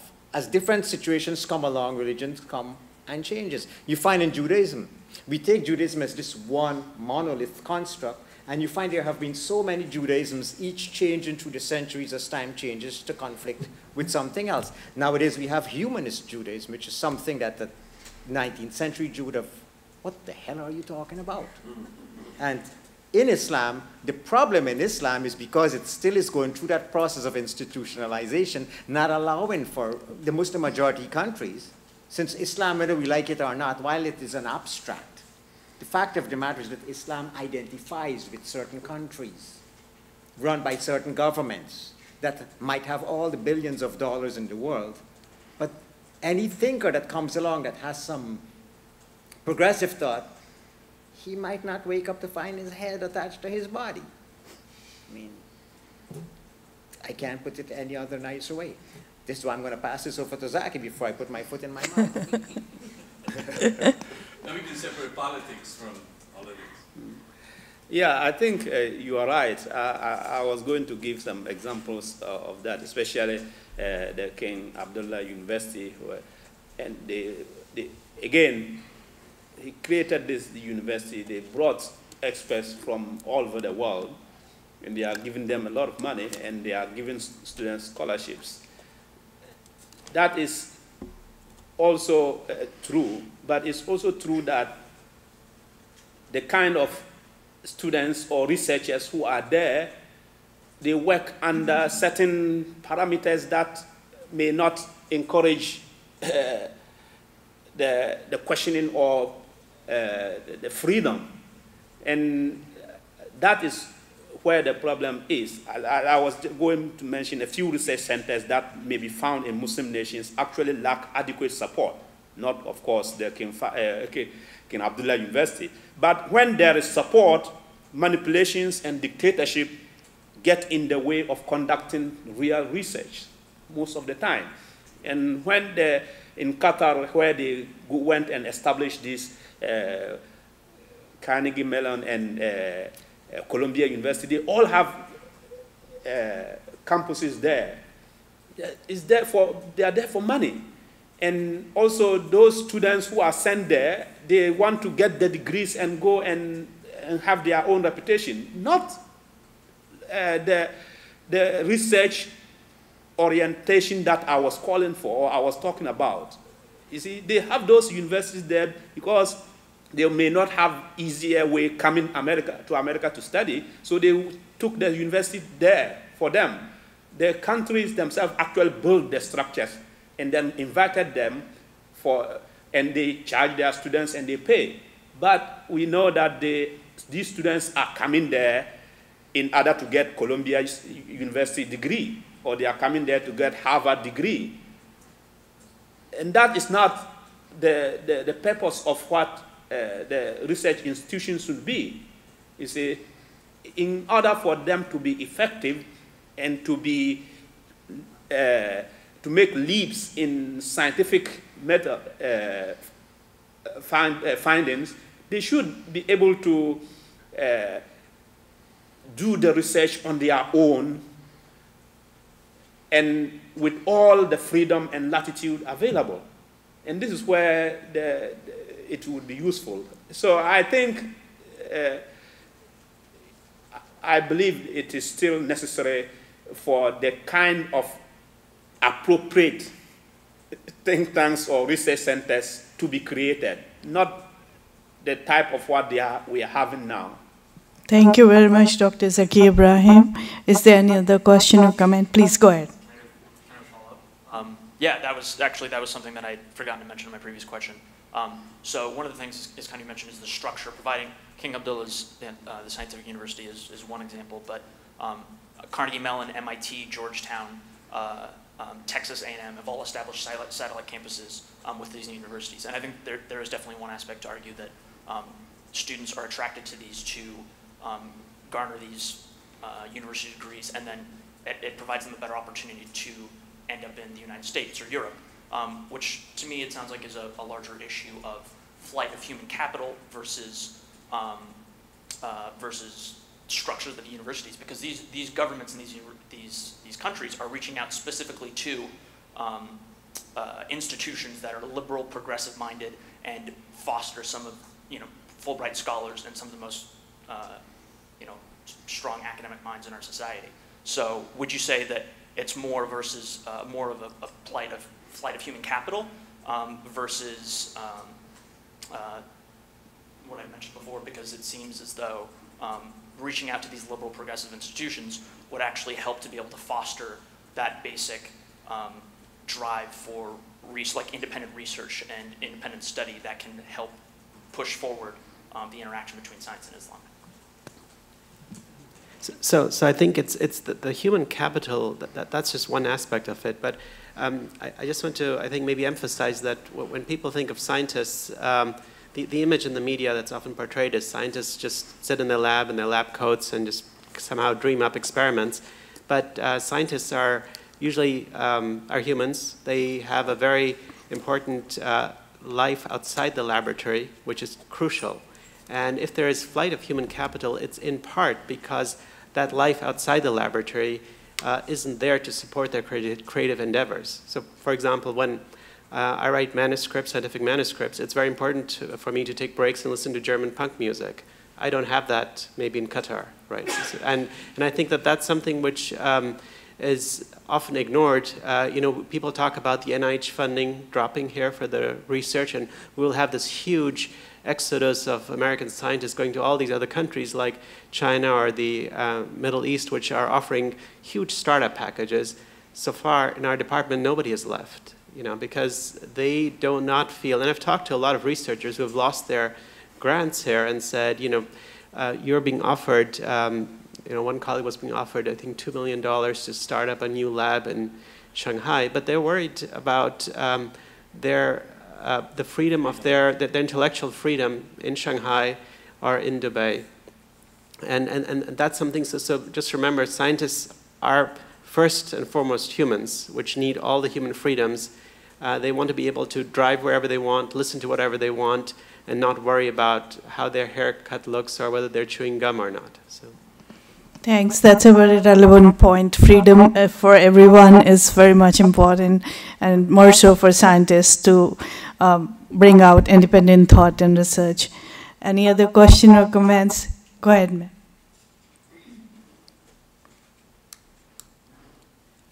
There's actually one name that I am very fond of that has to be mentioned in the context of science and Islam, and that's the contemporary Iranian academician Abdulkarim Saroush, who's written extensively on science and Islam in the context of freedom and democracy in a very specifically non-Western context.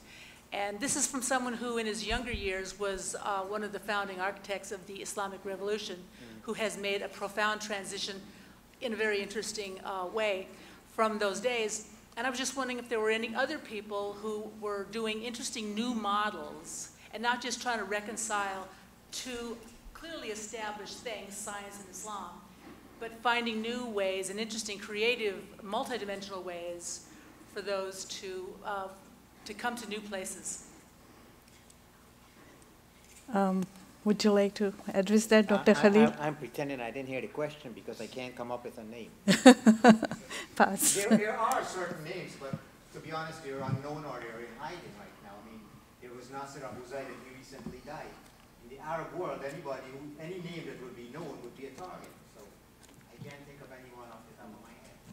Well, I think in the United States, also coming from Iran, it's Sayyid Hossein Nasr, who in some ways is distinct from some of the modernists like Nasser Abu Zaid, but he advocates for sacred science.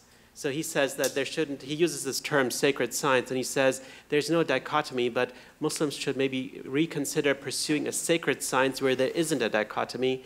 But when you read Sayyid Hossein Nasr's books and you try to ask, well, what exactly would that science look like, there's really no advice. It just keeps on referring to ideas that existed 500 or 1,000 years ago, but there's no specific advice what is sacred science. So the ideas are there, or there's a general desire to create this synergized new science where Islam and science live in harmony, but there's no specific ideas how this would even function.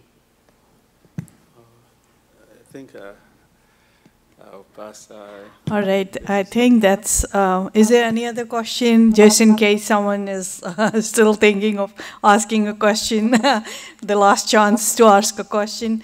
It seems everyone has asked the questions, and probably this discussion will go on in future for other similar conversations. I thank you all for being present here. I thank you, the keynote speaker, Dr. Muhammad Khalil, and our distinguished panelists.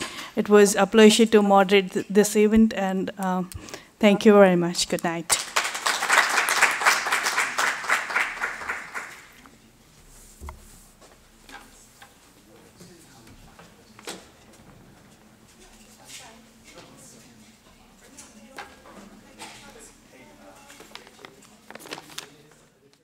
Today's topic is about tomorrow's world. Is it going to be religion or science or both? We would like to discuss, will religion be obsolete in future? Is science alone enough for humanity? Can we believe in science and Islam, or do they conflict each other? These two ways she calls mythos and logos. Both formats were essential and seen as complementary ways of arriving at the truth.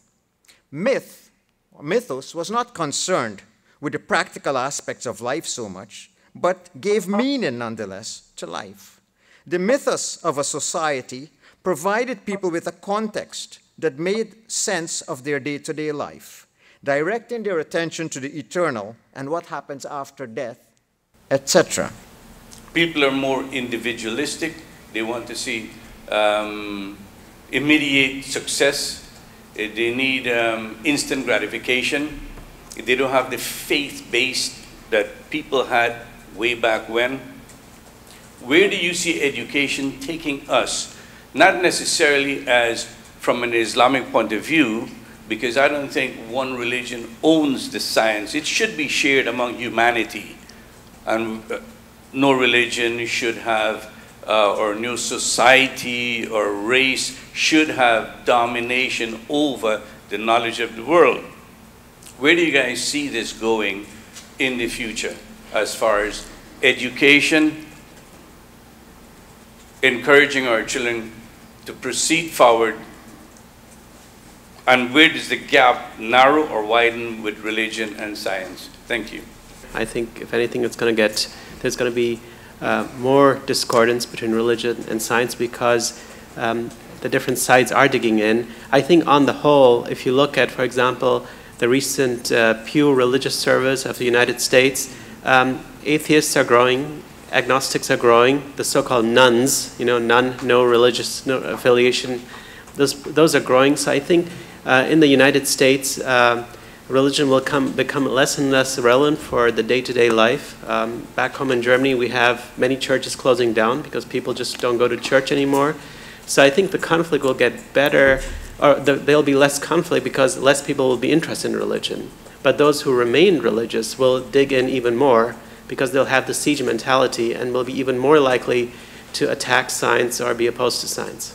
My name is Erin Bleck, and I found tonight's topics to be very interesting and germane to what I think a lot of people inside religion and science and inside Islam and other religions are thinking about today. And I came to the program because one of the speakers is a good friend of mine, and I would love to see more of these kinds of topics engaged in, that the community can participate in and share dialogue. My name is Ovais Qureshi. My association is through Professor Khalil Muhammad. Him and I interact on Facebook. So he had invited me, and there was no way that I was going to miss the opportunity. So that's why I'm here. What I thought of the event, I liked it very much so for the fact that it was being very open about the fact that it's okay to not to want to shove religion and science together, because sometimes you just can't do it. So that's what I think about it. I enjoyed it tremendously. I've been a follower of Professor Khalil Muhammad's words and books for quite some time. So I had already come here with very high expectations, and those expectations were met more than half.